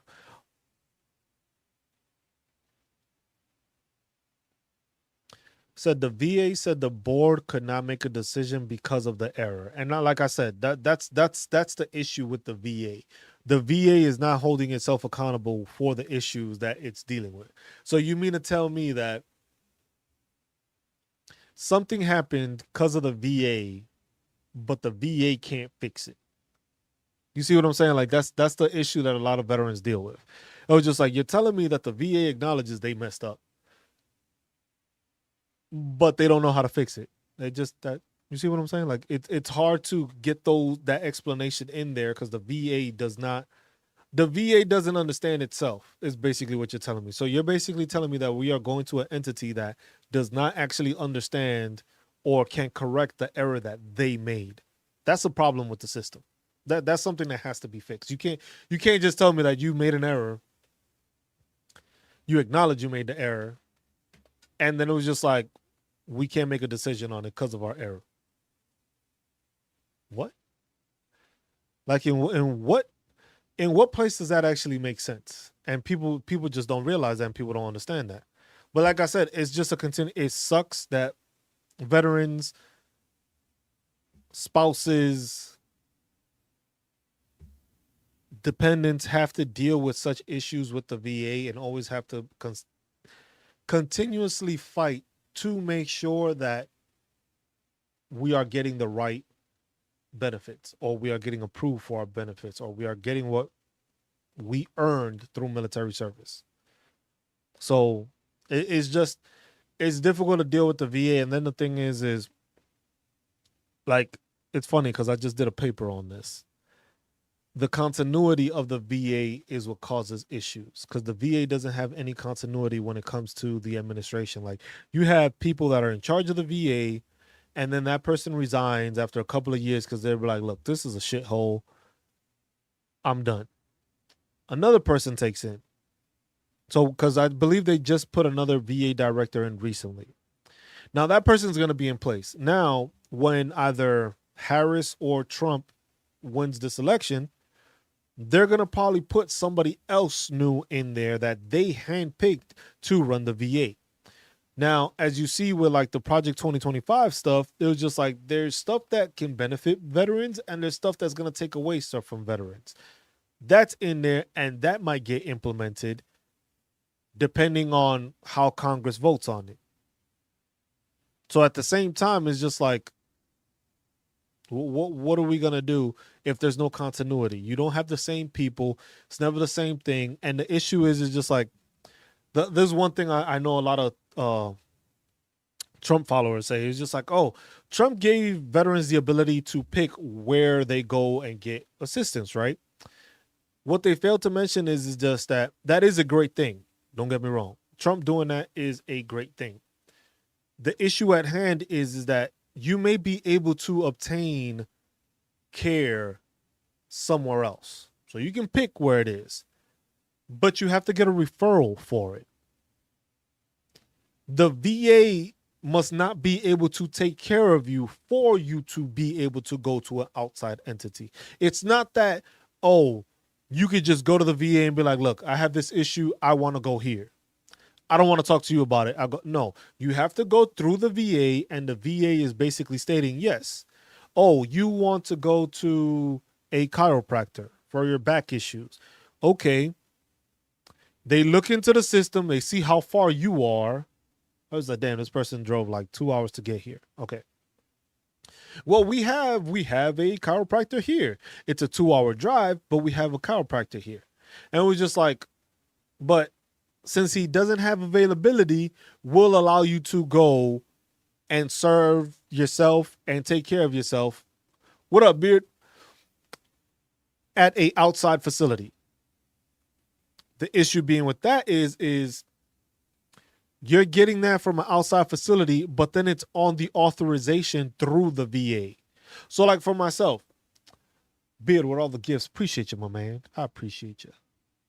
Veteran, we doing veteran affairs, Beard King. I do this every Sunday. This is what I do. Veteran knowledge, entitlements, benefits, just helping veterans take care of themselves and be better off at the long end by knowing the stuff that they need. But that's the thing. It was just like for myself, I have to go because I've had issues now because I still have a tear in my hip, which hasn't been taken care of. But then I went to the VA. I spoke to my oh shit. I spoke to my provider, and I basically telling them the issues I had. And they were just like, oh, since you still have that, oh, well, we're going to get an MRI. We're going to do this. And it was just like, oh, but we're going to send you to a podiatrist. And I was just like, okay. And they were just like, oh, we'll put in the referral for you. Beer King, appreciate you, my man. We're going to put in the referral for you for podiatry. I was just like, the VA is going to contact you to make, your appointment. I was just like, okay, cool. So I get a phone call from the VA. They was like, hey, we received your referral for the VA. And literally this is what she said. She was like, well, we were going to make an appointment for you here, but this VA facility does not have any podiatrist because of the fact that they retired and the VA has not hired anybody else.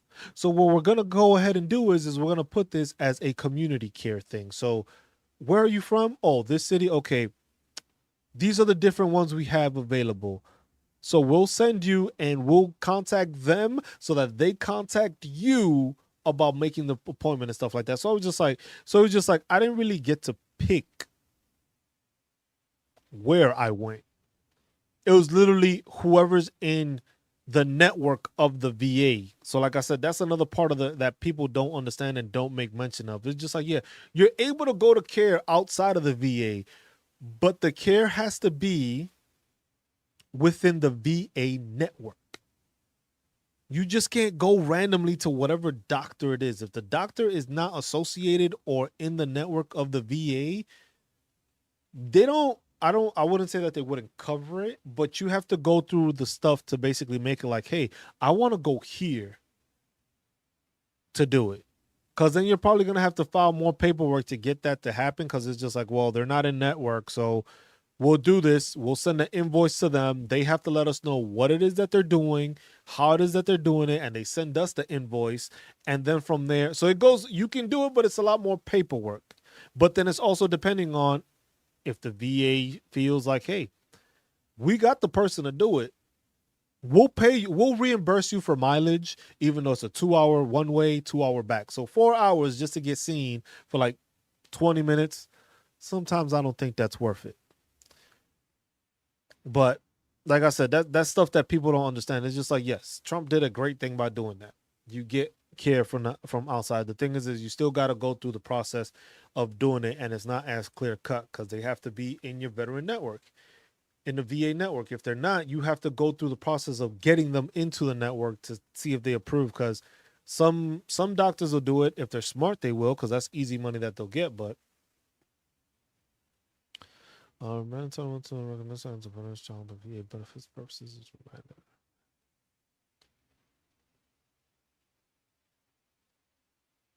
Military Mike, what is up, my man? He said remand entitlement to recognition as the veteran's child for VA benefits purposes is remanded. Remand entitlement to.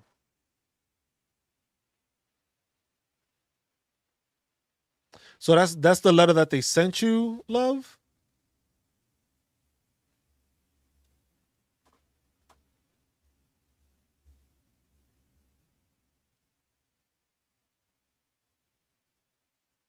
Okay.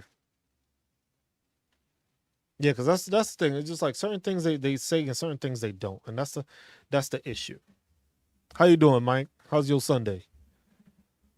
And it's just like I said, there's stuff that the VA does that they can't properly explain. They can't properly let people know. And that I think is just, yo, Jason, thank you for the cap. Bearded, thank you for the gifts also. I appreciate all of y'all.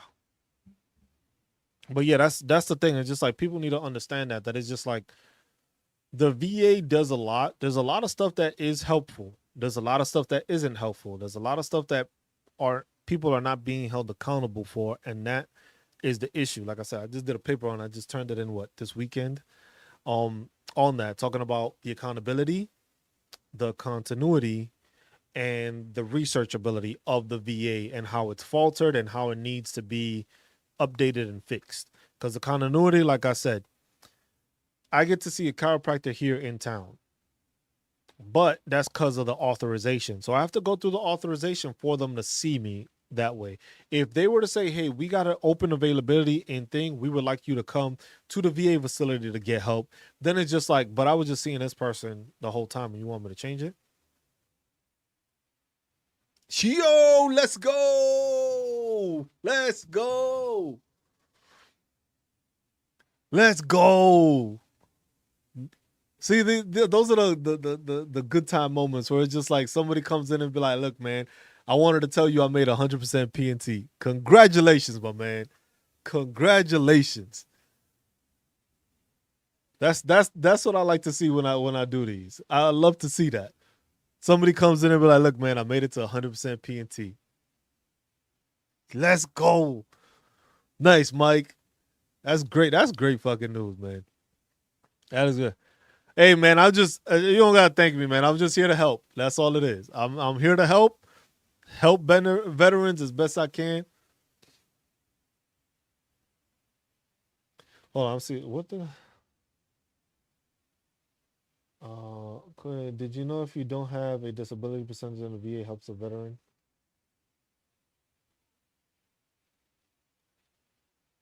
I don't know about that one, Lupe. I've never heard of that situation.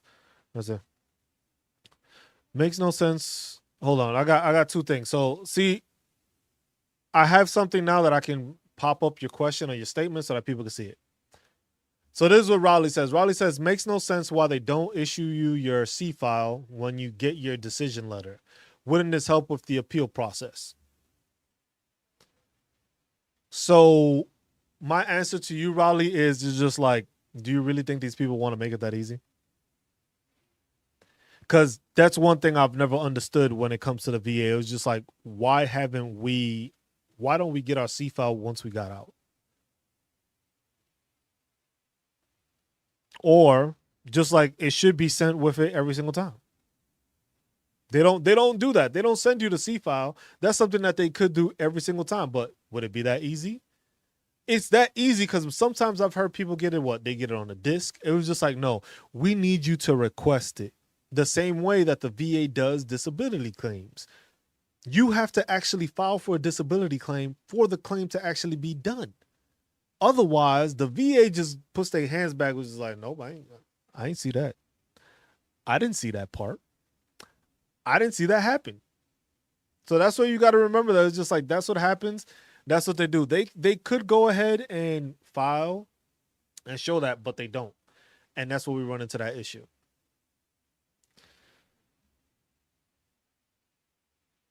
So Love got all I'll say. Said OSA and urinary incontinence got me over the hump. Mike, I told you, man. I was just like, I told you that was gonna happen. I told you were gonna get that. Lupe, like, I'm also so I'm doing TikTok and YouTube at the same time. So I'm getting questions on both sides. So, so you got okay. So Love says Agent Orange and radiation exposure from my father's death, and I am seeking accrued benefits from my father. Okay, and that's what got remanded. And then I got Lupe over here saying that it happened to his dad that he was a Korean War vet without a percentage and they took all their stuff. Now, Lupe, can you explain how you want to say that they took all of their stuff?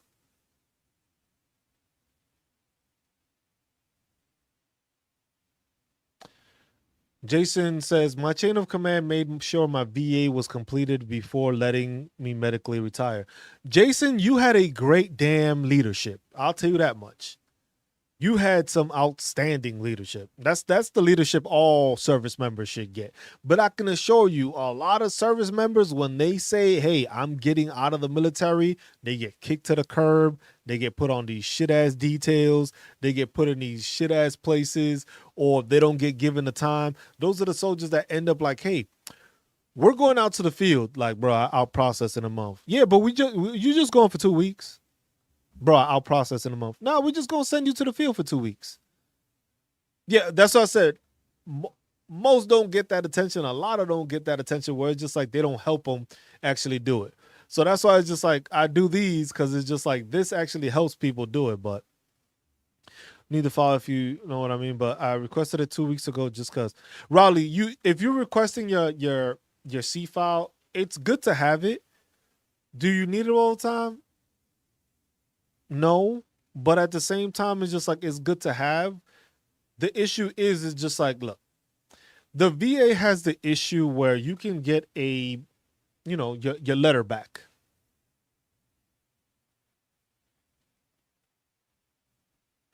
Lupe, you need to go and contact the VSO about that because if you're saying that they took stuff away and stuff like that,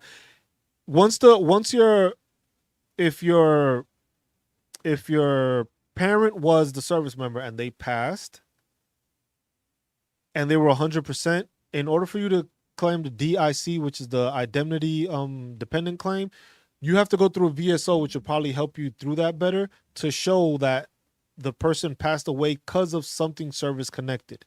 If they are service connected when they pass and they died because of that, then you can receive the payments. if they passed away for something that was not service connected, it makes it difficult for you to do it.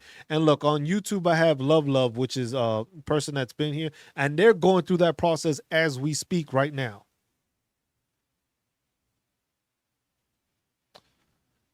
He said, "I'm in the club. I was just curious what's on mine." It was just like, Rowley, it's good to know what's on your file. It's good to seek and look at your file, because then it's just like you know what's in there, what's not. The thing is just like a lot of the times veterans don't bother to do that. But like I said, like when you receive your benefit letter, that's what I was gonna say earlier. When you receive your benefit letter, there are parts in that letter that basically say, oh, this is not service connected, but we found evidence providing the about what you claimed. And I'm just like, hold up. So you mean to tell me that you found something in the evidence saying that it corroborates what I'm claiming, but you still said it wasn't service connected? Houseway. How y'all get to that point? How did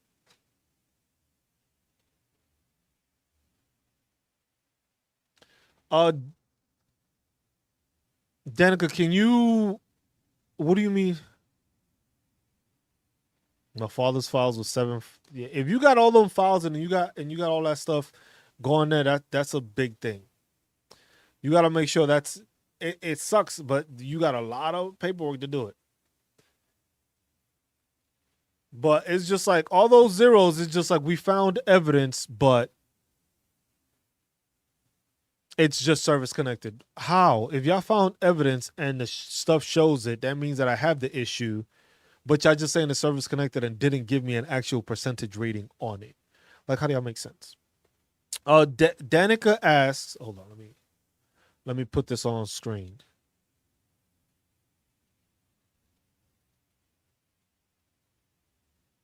So question is if my medication for depression is working properly, will I lose my rating? Hold on, I'll do that. I'll do that again. Let's do this one. So if my medication for depression is working properly, will I lose my rating? Sorry for the typo. So when it comes to medical ratings, when it comes to mental health evaluations, the issue at hand is that some of these issues will become worse and some will not. If you have medication for it, it means you may be getting better. So they may decide to reevaluate you for it because of the fact that it's getting better. So that's what you have to understand that. But the thing is just because you are on medication does not mean that the issues you are dealing with are gone. Because the thing is you can be on medication, but you still don't want to go outside the house. You don't go outside the house. You don't really socialize with people. You're a homebody. You don't want to go outside. You don't do any fun activities and stuff like that. The ailments and the stuff can be there. Your medication can just be alleviating some of it. Doesn't mean that it, like, what people need to understand is like, just because you got medication for something does not mean that you are going to get cured. None of the stuff gets cured. Now, does it get better? Possibly. Is it a sure thing it's getting better? Not necessarily. So that's something that people need to understand.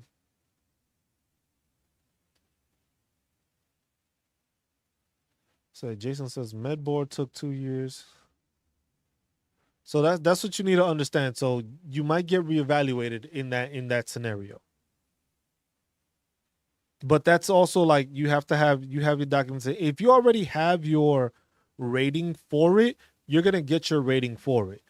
Most of the time, evaluations don't re-happen again unless there's like drastic improvement on what's going on. Now, if there's drastic improvement where you were a homebody that didn't go out and now you out in the club partying and all that stuff, and it's just like, that's a big improvement. If you go and you're talking to your therapist and they showing like, hey, you are dealing with massive improvements because of it, that's something that goes into your file. So they may want to reevaluate you. But at the same time, in order for you to lose your rating, you have to go through another C&P exam. So if you're going to get a...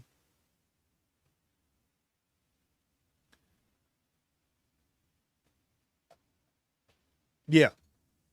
And that's what, like Mike said, The fact that she is getting treatment for it goes a long way. Hypothetically, without the medicine, she would probably be worse.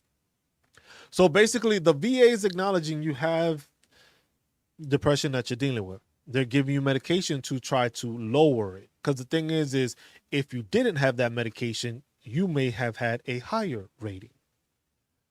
You see what I'm saying? So that's the VA's way of trying to be preventative of not having your rating increase because of that.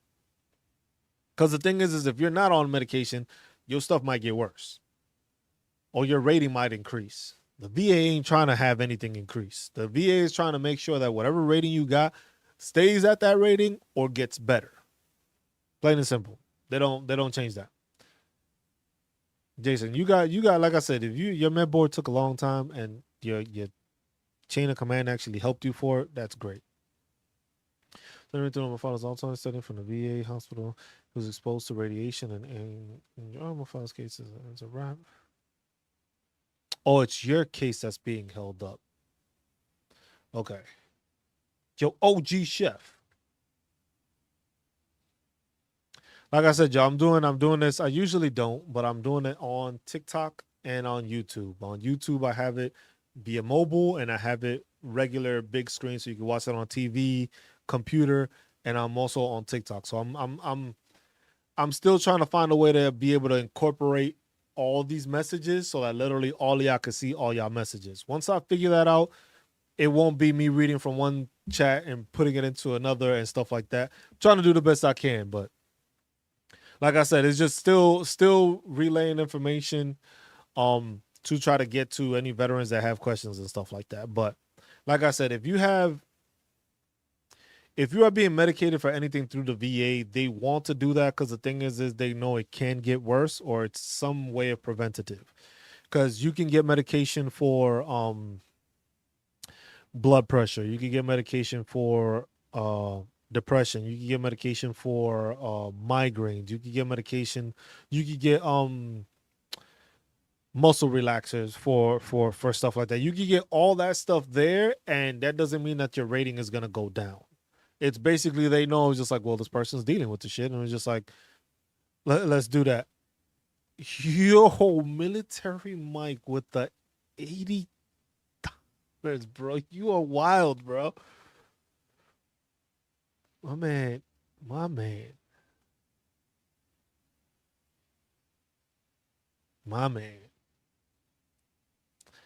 Thank you for military Mike made an $80 donation and he put, thank you for all the good information you are putting out. Thank you for all you do. Thank you, man. I appreciate you. And again, congratulations to military Mike for reaching the 100% PNT club. Gotta make sure those are the best. Like I said, those are the best moments when people come in here, and after me helping them, they let me know that they made it there. That's what I love to see. I appreciate you, Mike. I appreciate you. But yeah, that's what it is. It's helping veterans out. Some like what people need to understand is when it comes to filing for disability and stuff like that, you got to think outside the box sometimes. You got to think of stuff that you didn't think of before. And sometimes you need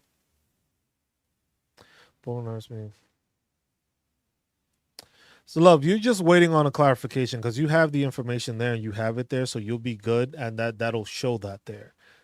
You have that information basically showing that you're going through that review process. They messed up on the first part. So now you're just waiting for them to do that. So with time, like I said, you've been fighting this fight for quite some time. You're going to get there. But that's something you need to make sure you don't worry about too much. You have all your ducks in a row. It's just time to actually get that to happen. That's it, really. Once that happens, you'll be fine. But yeah, that is just information. And like I said, when it comes to it, like having multiple veterans jump in and ask questions and stuff like that, it's easy to educate another veteran. And sometimes you educate more than one veteran when you're giving knowledge. But it's at the same time, it's just like you got to recognize that a lot of the stuff that you are filing, you're not the only one that's filed this. You're not the only person that's going through this situation. There's multiple people that have filed for sleep apnea. Ask them questions. How did you file? How did you go about it? what documentation did you provide? And it's just like for sleep apnea, it's simple because once you get that, yeah, that's what you're waiting on. Once that goes, that'll be good. But that's the thing. A lot of people don't recognize that. It's just like you are not the only veteran going through this situation. There's other veterans out there, and it's just like you being able to tell your story and you being able to talk to other people allows you to see that information and allows you to acknowledge it, because then now people can see, like, you know what? Okay, this person dealt with this, and just ask them questions. The thing is it's difficult because the thing is there's no like there's certain pages, because I know there's a page on Facebook that is just like for veterans and stuff like that, and people just resort to it and talk to it. The problem I have sometimes is like with some of these forums, it's just like the information can be misinterpreted or it can be stated in the wrong way, and it leads a veteran down the wrong aisle. Like there's certain people that'll answer one question and you will have like 50 different answers, and some of them will start arguing within each other to try to help each other.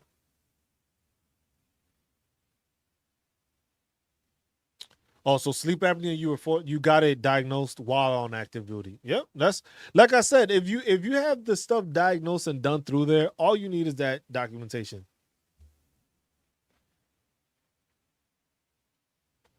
And once you have that documentation, it's there. In certain cases, you do need a rep. Certain cases, you do need a rep to get the stuff done. Black Power comes in and says, "Hey Cruz, I got my SSDI. Let's fucking go." Man, y'all doing good today, man. Y'all making this stream good. I got one person joining 100% PNT. I got one person getting the SSDI. Man, this is a great fucking day. That's a great day. That's a great damn day. Y'all giving me some good. This is a great damn day. Everybody winning today. I like hearing that. I like hearing when everybody's winning, especially when veterans are winning. I like hearing that. I like hearing that. Mike, like I said, you don't need to thank me, man. Y'all don't need to thank me. Y'all don't need to thank me. I appreciate y'all because y'all decided to serve along the same way I did. And the thing is I'm just happy that y'all receiving the benefits y'all earned. That's all. And if I can help you along the way, I'll help you along the way. That's all it is. I appreciate y'all for tuning in, asking questions, and helping me educate other veterans, and y'all educating other veterans also with your questions or your idea process and stuff like that. Like I said, for a lot of stuff, veterans just need to think outside the box. They need to reference stuff in different ways. They need to see things in different ways, and stuff that, like I said, a lot of the times it's veterans not knowing how to connect things or how to put this idea with that idea. I am a member of the VFW. I need to check my damn membership. I need to check. Cause I know I was paying monthly, but then I signed up to do like the for life one. And I keep on receiving the letters, so that's why like through email, but I haven't received anything else. So I don't know if they got my update. I got to check with them, see what's going on. Cause what I do have is like nearby, I have an American Legion office by there. But the BFW I joined while I was in Germany. I was talking about that earlier. It was a little old man. That little old man was like 80 something, Dan. And he came. Was it Dan? I think it was Dan. And he came around and he would just ask. It was he saw a combat patch. He was just like, "Hey man, did you know you get your student loans discharged with SSDI?" I did not know that you got them discharged with SSDI. I do know that you can get them discharged when you're 100% PNT. That, which leads to Mike, military Mike.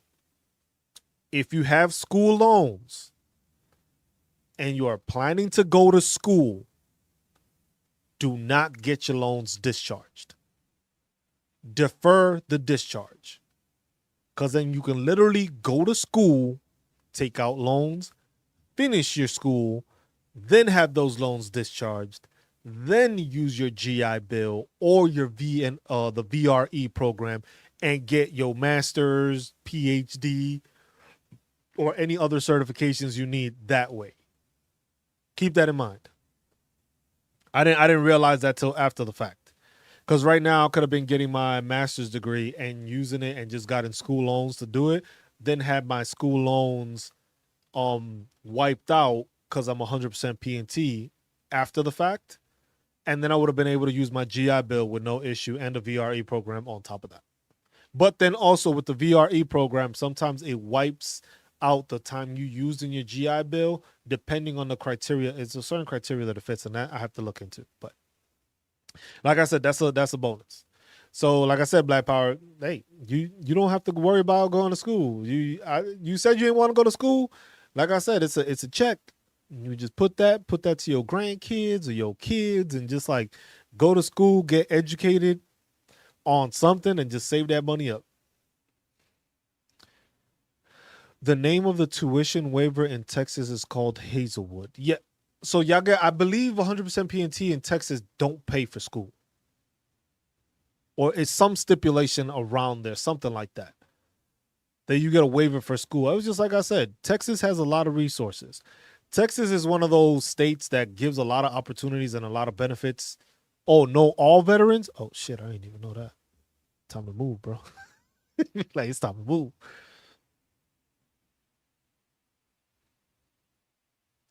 So Lolo, you're a DAV lifetime member. So you're a lifetime member. Okay. Oh wow. Okay. So lifetime. So military Mike says, yeah, I'm a lifetime member of all three. Our VFW building is like the coolest bar. I don't drink, but it's a cool, chill environment with camaraderie, with free Dr. Peppers. Hey, those go a long way.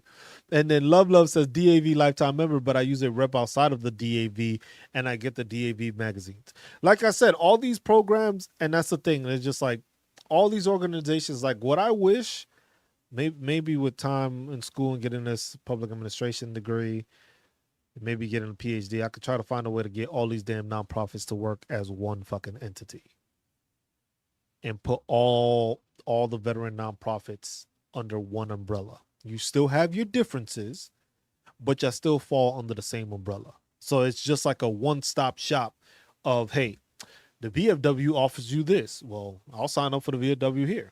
American Legion does this. Sign up for that. DAV does this. Sign up for that. But just have it so that everybody, because that's, like I said, the biggest issue we have as veterans is knowledge and getting information out. So if we were able to have a whole organization that basically lets you know, hey, look, these are all the veteran nonprofit organizations that service veterans. This is a list of, and this is the stuff that they provide. Military Mike, before you go and try to use your GI Bill, talk to the vocational, hold on, VRE. Let's pull it up on screen, guys.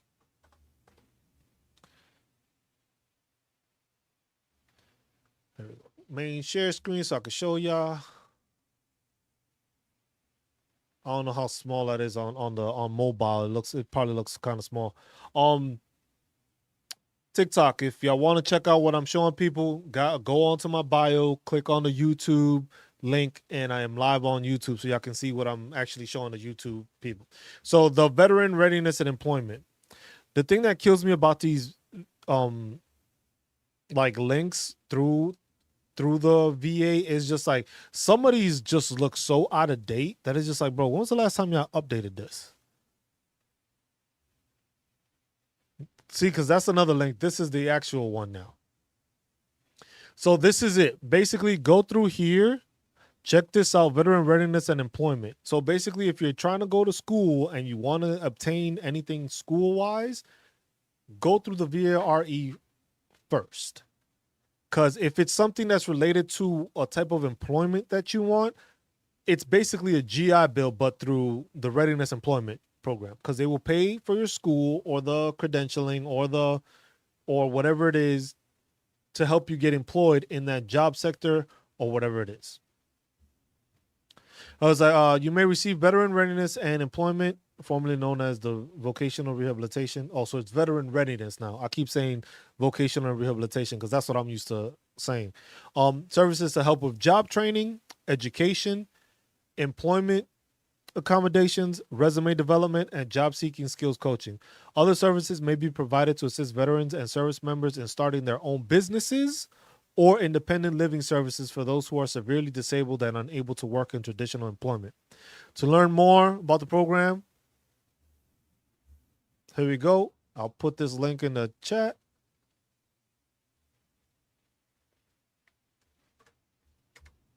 So I believe it sends it to both. Does it send it to both? It just sends it to one. Okay. There we go. So that's if that's two different things, Mike. Two completely different things. And that's what, like I said, I didn't know about the VRE till after I started using my GI Bill. But literally you can use this to basically go to school, get BAH, get whatever education you want. Like, hey, you want to go get, like I explained this earlier today also. If you want to go and get a bachelor's degree in cybersecurity, because you want to get a job in cybersecurity, you talk to these people and they will pay for that cybersecurity degree. You use it, get your stipend, your monthly stipend and stuff like that. You do it that way. Then, hey, you know what? I want to get my master's degree in cybersecurity. Now you can use your GI Bill on top of it. So literally you're getting 2 degrees, not paying for any of them, and receiving BAH for both. See what I'm saying? Things like that is the stuff that veterans don't have any idea of, the possibilities and the stuff you can do with this. Because with the VRE, you can get your degree. You can, like I said, you want to become a plumber? VRE. Want to become an electrician? Yes. So use your VRE first. And then you can use your GI Bill on top of that. Same thing with now that you're 100% PNT. If you got a bunch of kids, once they hit 18, you can start with the DEA, which is the Chapter 35, and they can receive stuff. Love, that's where you might have an issue. They might not try to get you. They're gonna get you one of them, but they might not want to give you the benefits of your father. But then what they're gonna try to do is give you DIC payments. Now, what you could try to see is if they're going to give you those DIC payments retroactively. That you may be able to ask for. But I see where they want to do that because they're going to be like, well, it's not the case. You see what I'm saying?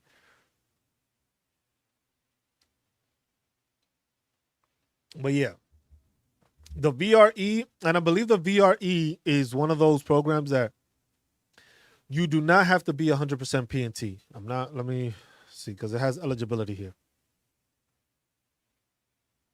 See, look, so this is the criteria. Basically, any veteran can use the VRE program. So here's the eligibility. You're eligible to apply for VRE benefits and services if you meet both these requirements. All of these must be true. You didn't receive a dishonorable discharge. What do you mean, Danica? Hold on. I love the fact I can do this now.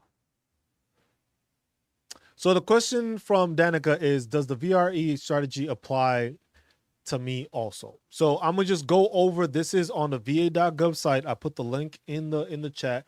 This is basically showing, hey, if you are a veteran, am I eligible for veteran readiness and employment? So this is the breakdown. All of these must be true. You didn't receive a dishonorable discharge, and you have a service-connected disability rating of at least 10% from the VA. When we receive your VRE application, we'll schedule your initial evaluation with a vocational rehabilitation counselor. The VRC will determine if you're entitled to receive the VRE benefits and services. Also, if you were discharged from active duty before January 1st, 2013, your basic period of eligibility ends 12 years from one of these dates. The date you received the notice of your date of separation, which is basically your DD-214 putting that, or the date you received your first VA service-connected disability rating. So basically the day you exited, which is your ETS date, or the first date you received your first disability rating. So that first letter you got stating, hey, there's your disability rating. And you could use it that way. So basically, this is how you would go again, and this is the criteria. This is also for active duty. You may be eligible for VRE benefits and services if you're a service member and you meet at least one of these requirements. You have a 20% or higher pre-discharge disability rating, memorandum rating, and will soon leave the military.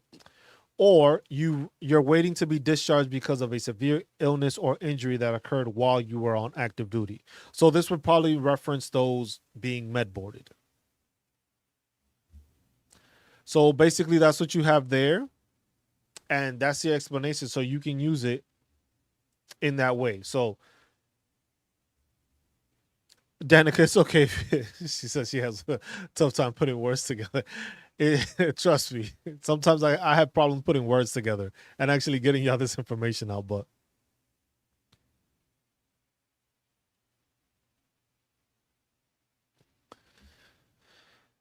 the runs for everything, I have to win my first to get my father's accrued benefits. The DAV never did the research like the rep I have now. Like I said, not all these VSOs are great. They're not all great. I was just looking into HUD-VASH not that long ago. Put it as HUD though. See, that's the thing. I can't pull up the questions from TikTok and put them on screen. I'm still trying to figure out how to do that. Once I'm able to do that, I'll be good. People are sending me like co-host things. I was just like, not at this moment. So let me see what let's see.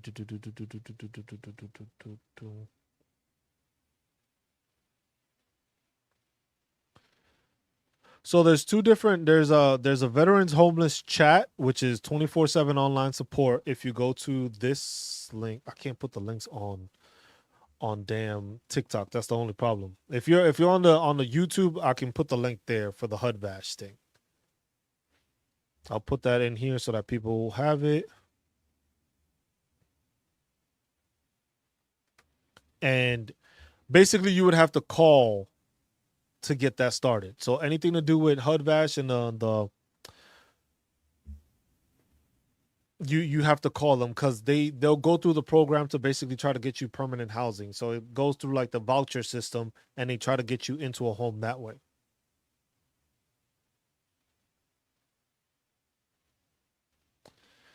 Okay, let me see. Question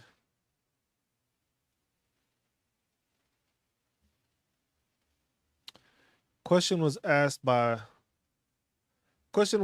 Military Mike. Question is just cruise, do you ever go on any military base? I know that's a benefit you have.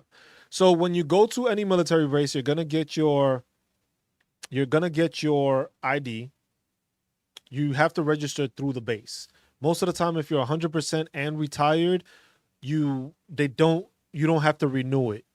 If you are just 100% PNT, you have to renew it annually. But this is something that each installation does. So whenever you go to like the visitors, because you no longer have your ID card, you have to sign up and that'll give you access. From there, you are able to go on into the commissary, make purchases at the commissary, or you can go into the exchange and make purchases at the exchange. Now, depending on the installation, some of them may have other stuff for veterans, like maybe veteran programs or whatever the case. There, I'm not too sure of what specifically they have.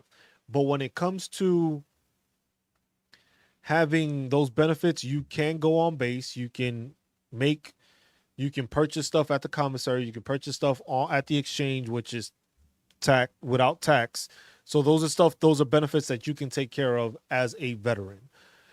Besides that, they opened it up to a lot of people to get on base as a veteran. But besides that, there's not much stuff per se that I would say is on top of that. But like I said, each place is different, so you have to check. Calvin, what up, man? Black Power here. See, okay, so now I can show you. So this is the page. I put the link up. I don't know if you can see it. It's the HUD-VASH.asp.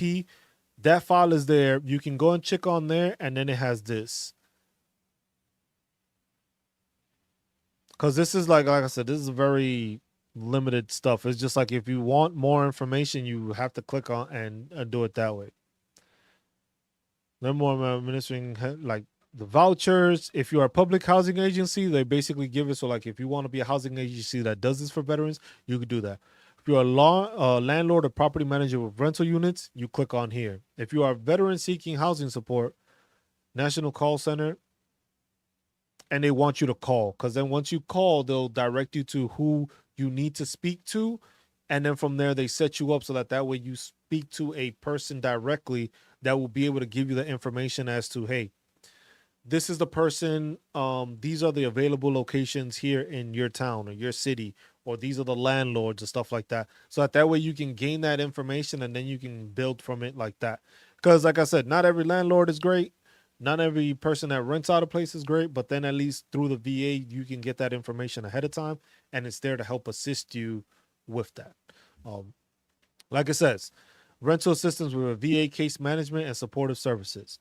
So basically, they don't like most of the stuff on the VA. Time and service, my time and service, or whose time and service?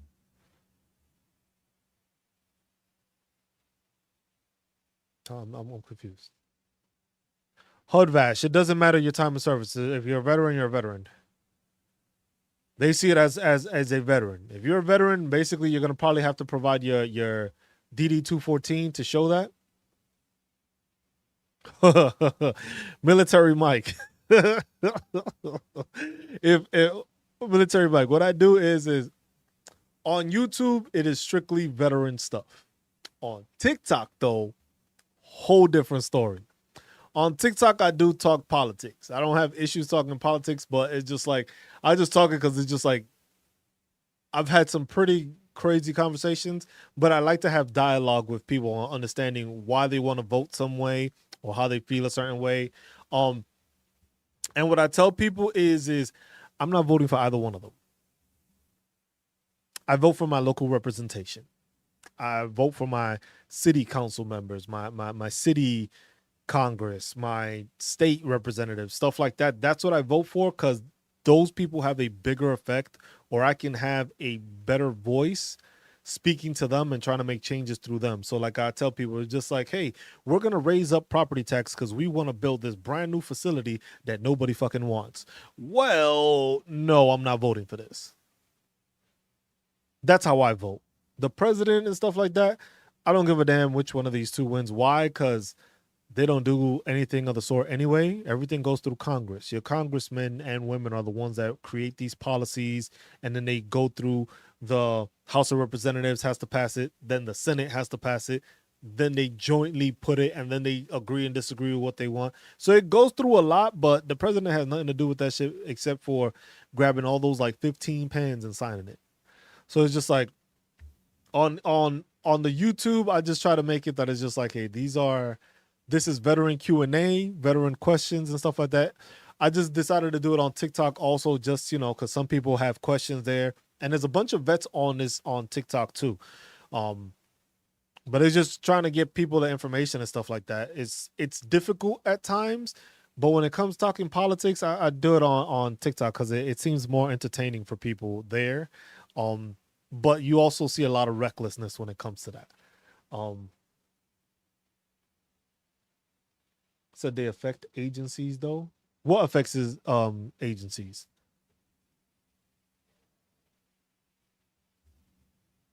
But that's what I lean toward my local representation. Yes, the president does affect agencies, and that's the thing. That's why it's just like, no matter, look, the way I see it is no matter what, no matter who's in charge of the VA, this shit needs a lot of fixing. It don't matter if it's Trump, it don't matter if it's Harris. There's a lot of shit that needs to be fixed within the VA that it don't matter. Like, look, if either one of these two doesn't think that shit needs to be fixed, it's a problem. One or the other is not going to fix it because their priority is not going to be the VA. It never has been. There hasn't been a president in any, I haven't seen any president in any capacity make it that was just like, which candidate better represents veterans and benefits and So with that one, Danica, it's just like it's hard to give you an answer as to which one benefits. Because the thing is they always talk about, oh yes, we're here for veterans, we're here to assist veterans and all that. And it's just like it's difficult for them to answer because the thing is there's never an actual backing of when they make these statements. So you're saying that you're for veterans. I believe everybody should be. That shouldn't be something that shouldn't even be a talking point, to be honest. So when they start off with just like, I believe in veterans, that's something you're supposed to do, especially if you're the commander in chief of all the branches of service. You should be supporting us without a doubt. So when they make that statement, it's already like, Now, what represents better thing was just like, all right, it was just like, are y'all talking about cutting funding? Are you talking about enhancing funding? Are you talking about making changes that actually benefit veterans? That's where I get concerned with, because it's just like most of these, both of them are talking points are other than veterans. They'll mention it here and there, but there's never anything solidified about it. There's always just like, oh yeah, we'll work on fixing this. I was just like, yeah, Trump did that a couple of years ago to help with he was basically kind of like to start with this HUD-VASH thing with the program. But the thing is the number of veterans homeless are still increasing. Oh no, I've spoken on the Project 2025 about veterans. With Project 2025, let's get this. I'll say this. There's a lot of information there, and there's a lot of stuff in Project 2025 that can benefit veterans. Then there's a lot of shit that's gonna hurt veterans going forward. Because the thing is there's a lot of, so like one of the things that they talk about is they are trying to remove basically secondary conditions. So you see how some people have tinnitus, and their tinnitus becomes migraines, and their migraines becomes depression because of the issue, like how that's tied. So basically under Project 2025, that goes out the window. Why? Because they're trying to make it that anything that is not directly service connected does not get disability. So basically anything that you may try to connect as a secondary issue would be removed. And people don't understand that. People don't realize that like that's a big thing for a lot of veterans, because a lot of veterans, it's because, hey, I hurt my back. I got sciatica. My hip hurts now. My knee hurts now. My ankle. Basically through Project 2025, what they're saying is just like, oh, since you have that back issue, that's service connected. But your sciatica, your hip, your knee, your ankle, that wasn't part of the military. So we're not going to do that. Yeah, see, Danica, that's what a lot of people don't. A lot of people have not read that part. Like I read the whole thing, like the whole section of it. The pages are the Veteran Affairs thing. It's called the Mandate for Leadership. You can just search that up. Raising taxes on the rich will put more money into the VA, but they ain't gonna do that. He's talking about making tax cuts to the rich and the corporations again, which has put us in the hole we're in now. But if you go, you can type up, you can search on Google Project 2025, or what it's actually called is the Mandate for Leadership. Conservative something, I forget but Mandate for Leadership 2025. You can search that on Google.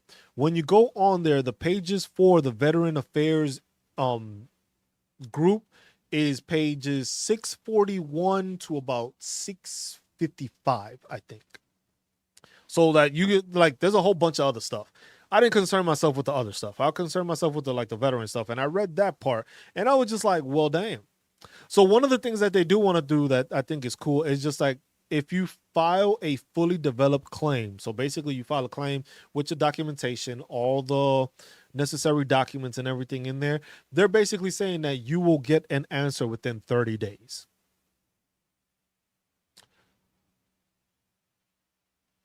Duniku. Oh, my bad. Sorry.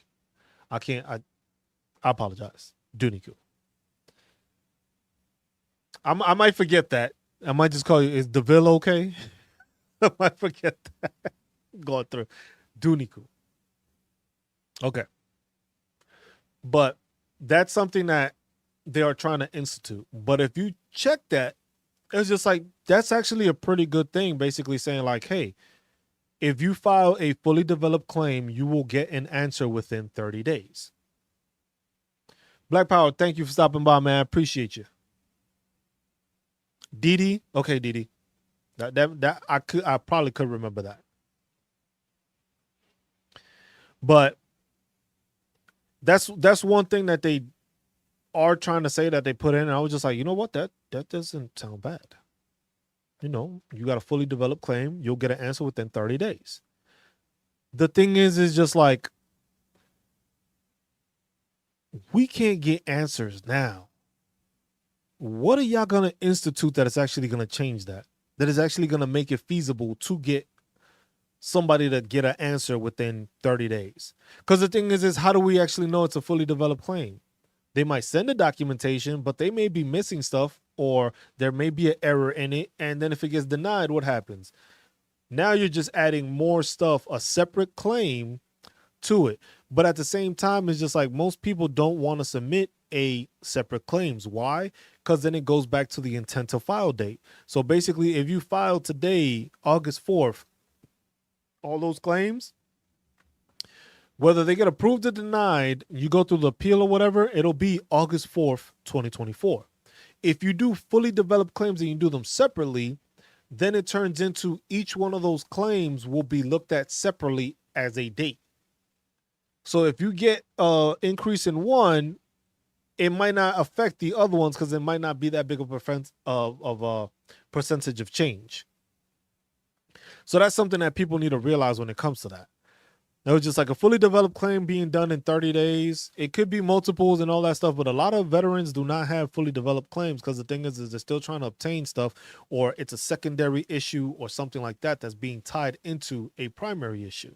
But at the same time, if you can't file for any secondary conditions, that's a lot of veterans that are going to be having an issue because of the fact that they don't have the ability to file for a secondary condition. If you can't file for secondary conditions, you fall into that issue where you cannot file these things. You can't file something secondary. All it is, basically what they're trying to say is like, look, veterans are getting paid way too much for issues that were not directly caused by the military, which is kind of like a false statement, because the thing is just like, if I got an injury from the military and I have to overcompensate on another part or another limb, another joint or something like that, that is something that was directly caused because of the military. Because if I didn't receive that injury, I wouldn't have to overcompensate to make sure I was okay. So like I said, if I hurt myself on my left side, but my right side is now overcompensating because of the pain and stuff that I deal with on my left, they're basically saying it as, okay, you got injured on your left, we'll pay you for your left side, but whatever's going on with your right side, you got to take care of it on your own. So that's one of the main things there. But like I said, if you want to go ahead, Didi, you can go just type of Project 2025. It'll be mandate for leadership, the conservative something 2025. Look into it and see what it says on there. What does it mean when it says appeals team? That's what my rep. I'm not sure exactly what you mean, love, by that. You said, what does it mean when it says appeals team? That's what my rep put on the paperwork. He said, unless there's an appeal team that they're sending it to. Hey, Diesel. Appreciate you coming in. Appreciate you sharing the live. Yeah, so if it says it was for an appeals team, it's probably that's who they submitted it to. And that's who's looking at the documentation. Further than that, I'm not too sure exactly what it pertains to. What is appeals? Appeals is basically the appeal is basically you're submitting it and you're basically saying that whatever was founded was not correct. So the appeals team is basically, like they said, they might not have known that, like you said, when you were going through your situation, that they didn't recognize you as the son right away. That is something that you would have to appeal, because the first decision is basically saying that you weren't. You would have to appeal to show team. The appeals team, it could be a part of the VA, and that's who does the changes. They're the ones that might look at it, because you got to remember, when it comes to reviewing, so basically, like when you file a claim, right? You file it, and the VA rater sees that. That's who gets that claim first. So now when it comes to the appeals, that's a separate thing, because it's like you have the higher level reviews, and there's the 3 different types. You get that. That's a whole different office, basically, because now the VA rater already did what they did. They saw it and was just like, no, we got to send it to this team now, because they're the ones that are going to see, was there malpractice? Was there something wrong? Was there something like that?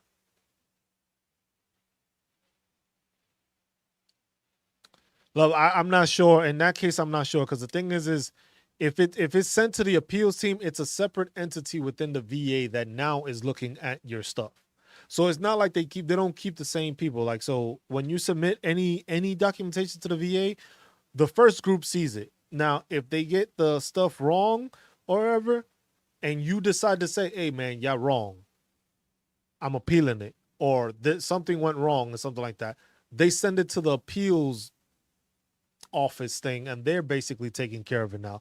So they're looking at it like, hey, was there any issues ongoing? Was there something wrong and stuff like that? And then they make a determination. Now, they can make the wrong determination, and then you're going to appeal that again, and it gets sent back. Like, it's like a damn full circle sometimes when it comes to dealing with that. And that's where a lot of people don't know that. Yeah, so this time it went to the appeals team, so that means that they knew something was wrong, so now they have to verify. They're basically checking it to see that there was something wrong. Then it's probably going to get sent back, and then sent back to, like, I don't know. Like I said, the specifics for your case are very specific, and that's why I was just like, the good thing is that you have representation that's going to help you and assisting you through that, because that's what you need at this moment, because it's just like the back and forth stuff, it gets overwhelming for a person. Yeah. So that's what I'm saying. So if the remand is saying that, they're basically saying that they're appealing the decision that was made. So they're trying to check and verify that is like, so it's just like, you're going to get an answer. They're going to send it back. And if that's wrong and you appeal that, they're going to send it right back to another office within the appeals team to fix it or see and verify. If they find that it's okay, then they send it back. And then that person is going to be like, yes, it was okay. What we said was good, or what we stated was wrong. Like, it's a stupid back and forth that us as veterans shouldn't have to deal with. It should be a more straightforward thing.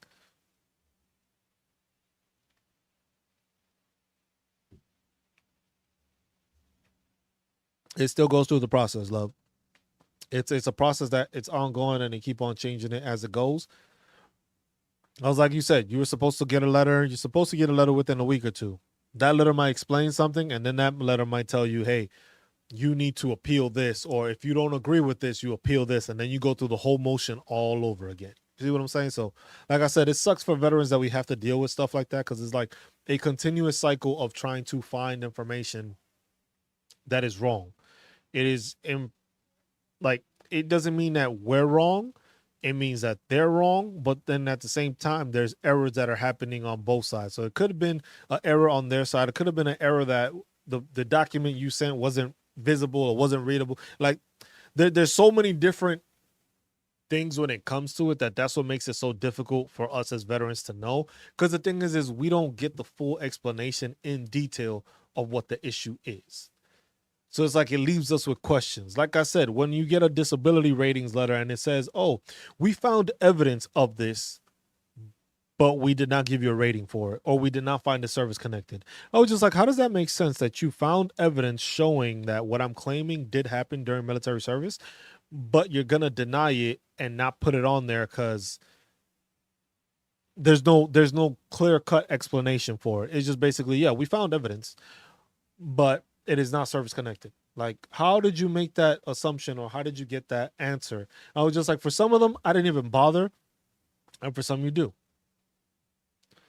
Yep, but it still has to go through the motion. Even though whoever says they made the error, it don't matter. They still have to go through the motion, check the documentation, check where the error was made, verify the error was made, then produce the documentation showing that the error was made, and then submit that back to whoever made the error for them to clarify the error. They have to fix the error. Then once they do that, then that gets submitted back forward. And you see what I'm saying? So it's like it's a long-winded issue to deal with the VA when it comes to fixing stuff and doing stuff. And it's just like you're left without getting that direct information because all this shit happens, but you don't get notified till you get a letter stating this is what happened, this is the change, this is how we updated this, and stuff like that. So that's how you gotta. It's a waiting game. Unfortunately, it's a waiting game. But if you got all your stuff like you do, it's just a waiting game at this point. Once you get your information, you'll see that you have everything processed, everything's good, and you won't have to deal about it. There's no timetable for that. There's no timetable for when the VA decides to fix shit. Like I said, people do higher level reviews, and it takes years sometimes to get done. The VA doesn't have any urgency for any certain case. They never do, never have. Hopefully that's something that could change. Like I said, whether you're Democrat or Republican, whoever's in charge, maybe they do changes that can actually benefit these service members or change the process so that the process is expedited. But then at the same time, it's just like I said, with VA raters, sometimes some VA raters aren't educated enough and don't have the correct information and don't receive the right training, which falls back on the veteran because then that VA rater could have denied a claim or said, no, this wasn't part of it, or this wasn't situation within it. And now that person has to go ahead and appeal. And then that becomes a 1 to 2 year process to get that fixed. So it's just like I said, when it comes to that, it's just like a waiting game. You just have to keep on fighting and making sure that they're doing something. So that's why sometimes in certain cases is good, but at the same time, you got to remember these people do deal with a lot of cases. In a month's time, they deal with a lot of cases. They see a lot of veteran stuff. They see a lot of veterans documentation here. They see a lot of, oh, this person did this wrong. This is wrong. Stuff like that. There's a lot of that information that veterans don't get to see. And they don't see because like I said, since last year, because the PACT Act came out in 2022, right? The amount of people that filed for PACT Act claims last year in 2023 of this time period, because it was August 9th of 2022 when the PACT Act got instituted. There was like about 750,000 claims that were put in. From 2023 to 2024, there's been almost another increase of 1 million disability claims filed. So all those claims have to be checked. The same resources aren't there. Some people quit, some people resign, they change it. There's no consistency, there's no accountability. So some people are just like, yeah, they got approved. Some people get denied, even though it's plain as day that they happened. And it's just like, yeah, and that's what I said, because the thing is the VA raters have a quota of how many people they're supposed to go through and do. So like I said, if they overlook stuff, who gets nobody, there's no, like, people ain't getting fired left and right, but at the same time, if you're making it that it's an inadequate time that you're telling this one person that they have to do, let's say they got to go through 50 claims a month. That's 30 days. They only work Monday through Friday. So you're down to like 20 something days. Then you take away the holidays. Maybe they working like 18 days a month. So in 18 days, you have to go through 50 different veterans claims. Go through them in depth, find all the stuff. I was just like, it's not that the shit, it doesn't add up. That's the thing that's just like people don't realize that and don't realize it's just like that's a lot of work to do in like 18 days. So basically, instead of having 4 weeks of work time, you only got like 3 weeks, less than 3 weeks to actually process claims, check documentation, make sure you're doing that. And then you have to make sure that you're hitting those 50 different people. So if that's 50 different claims, that means you got to go through at least multiple claims per day to make sure you have your stuff right. or at least so that you reach your thing. Well, see, in your case, you have a longer issue that's been ongoing. So that's why it's been looking at fast. But at the same time, it's still not moving fast enough. Because like I said, they don't have a supreme urgency to make sure everything is done for whoever it is. It could be, like you said, you've been dealing it from 2009. It's 2024. It's been 15 years. So clearly, they're not in a rush. But that's something that is just like, hey, maybe you talk to your state representative. Send a letter to your congressman. Send them a letter. Send your senator a letter. Both of them send them a letter. Send whoever's in your House of Representatives. Send them a letter. Be like, hey, look, I am a veteran dependent and this is what I'm dealing with. Because the PACT Act was signed off on by a Democratic. The sponsor was a Democrat, I believe, or a Republican from the state of California. Tanako.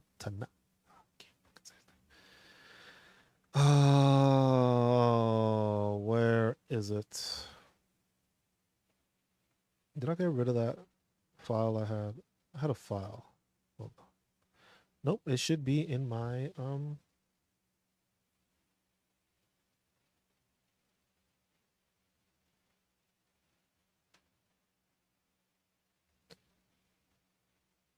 hold on, let's see. I'm gonna try to find it. It's in my worksheet. I have my worksheet that I do. The Veterans Information Breakdown. Let's see who your California representatives are. So you have Representative Mark Takano, Democrat, which is in the House of, he's in the Veteran Affairs Committee. And then you have, oh no, that's all you have. So you have Representative Mark Takano. Oh no, you got three of them. So you got Representative Mark Takano, you have Representative Julia Brownlee, and you have Representative Mike Levin. So you have three different representatives in your state that you can reach out to. It's getting close because it don't matter. You can send them a letter. They can look into it and maybe it gets even sped up faster. But that's what you got to do. Like sometimes it's like you gotta use those resources, which is like, hey, you have House representatives in the House Veteran Affairs Committee that you can reach out to, which, like I said, is Mark Takano, Julia Brownlee, and Mike Levin. And you can ask them, and then, hey, maybe it helps, maybe it doesn't. I can't assure you it will, but it doesn't hurt to reach out to your representatives that are in the Veteran Affairs Committee to reach out about, like, look, I've been dealing with this issue since 2009. Give them a breakdown, explain to them, just like, look, I need assistance because I have not gotten an answer and it has been going back and forth and back and forth. And most of the time, a lot of those times, those representatives do that because you know why? For them, it's a benefit because it's like it's a feel-good story because it's a look, they can run with this on their next campaign. It was just like, oh yeah, I helped this service member's dependent get these benefits and stuff like that. They've been waiting for this long, and this is for them, it's just a reason, to do it. But like I said, Mark Takano is the one that sponsored the PACT Act. So, like I said, you have somebody that's actually trying to assist veterans and stuff like that, trying to do stuff, and that's always the best thing, especially if they're a committee member. That is always a big factor because they are doing stuff to make sure to help veterans. So in your case, that's something that, hey, you might just want to reach out to them and like, look, I'm a veteran dependent. This is what I want to do. This is how I want to go about it. But love, I've been going for 2 hours and 40 minutes. I'm going to call it a day. I might be on later on tonight as a little veteran late night huddle. That's what I think I'm gonna call it. Veteran late night. Let me write that down.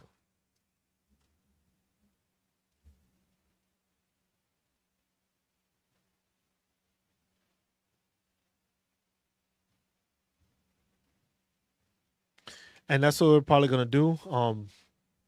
Appreciate everybody that tuned in, everybody that stopped by. Appreciate all the questions. shout out again to Black Power on TikTok where's he at? Where's the name? Or Calvin McCarver, shout out to you for receiving your SSDI benefits that you got approved for that. Other shout out to Military Mike for a $80 donation. And also shout out to him for entering the 100% permanent and total club. And also thank you for being a member. Plot Armor, shout out to you for subscribing on TikTok. OG Chef, thank you for subscribing and being on TikTok. Beard King, thank you for stopping by, donating gifts. Love, thank you for stopping by. Didi, thank you for stopping by.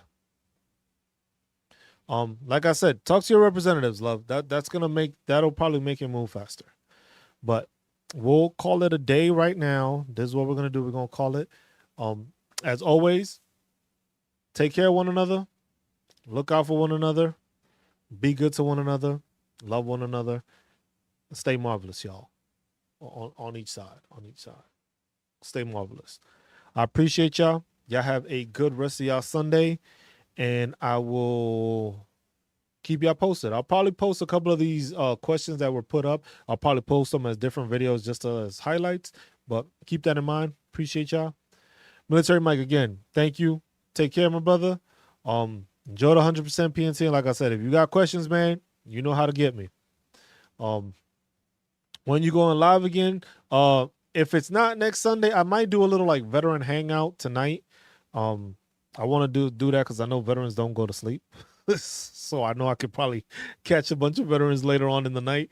But if not, Sunday, you're a member, so I'll put on there, if I create a stream, you should probably get a notification. As long as your notification is on, you'll get a notification saying, hey, this live is going to happen on this day and stuff like that. So since you're a member, you get that priority and you get that notification. So but as always, I appreciate all of y'all. Y'all take care. Y'all be well. I'll catch you on the next one. We'll try to do another pop-up sometime during the week, but I'll definitely put that on there. I'll start scheduling it out so that people can see it. After this, I'll schedule out for next Sunday. I don't think I have anything going on, so it should be able to do it. And we'll do it like that, and we'll just keep on doing it like that. We'll keep on scheduling it out. Videos every Wednesday, the Did You Know Facts coming out, and I'm going to start creating more videos. A lot of them might be snippets of just questions people ask and me answering them. So that allows me to put more information out there too. But as always, I appreciate y'all. Y'all take care. Cruz signing out. Peace.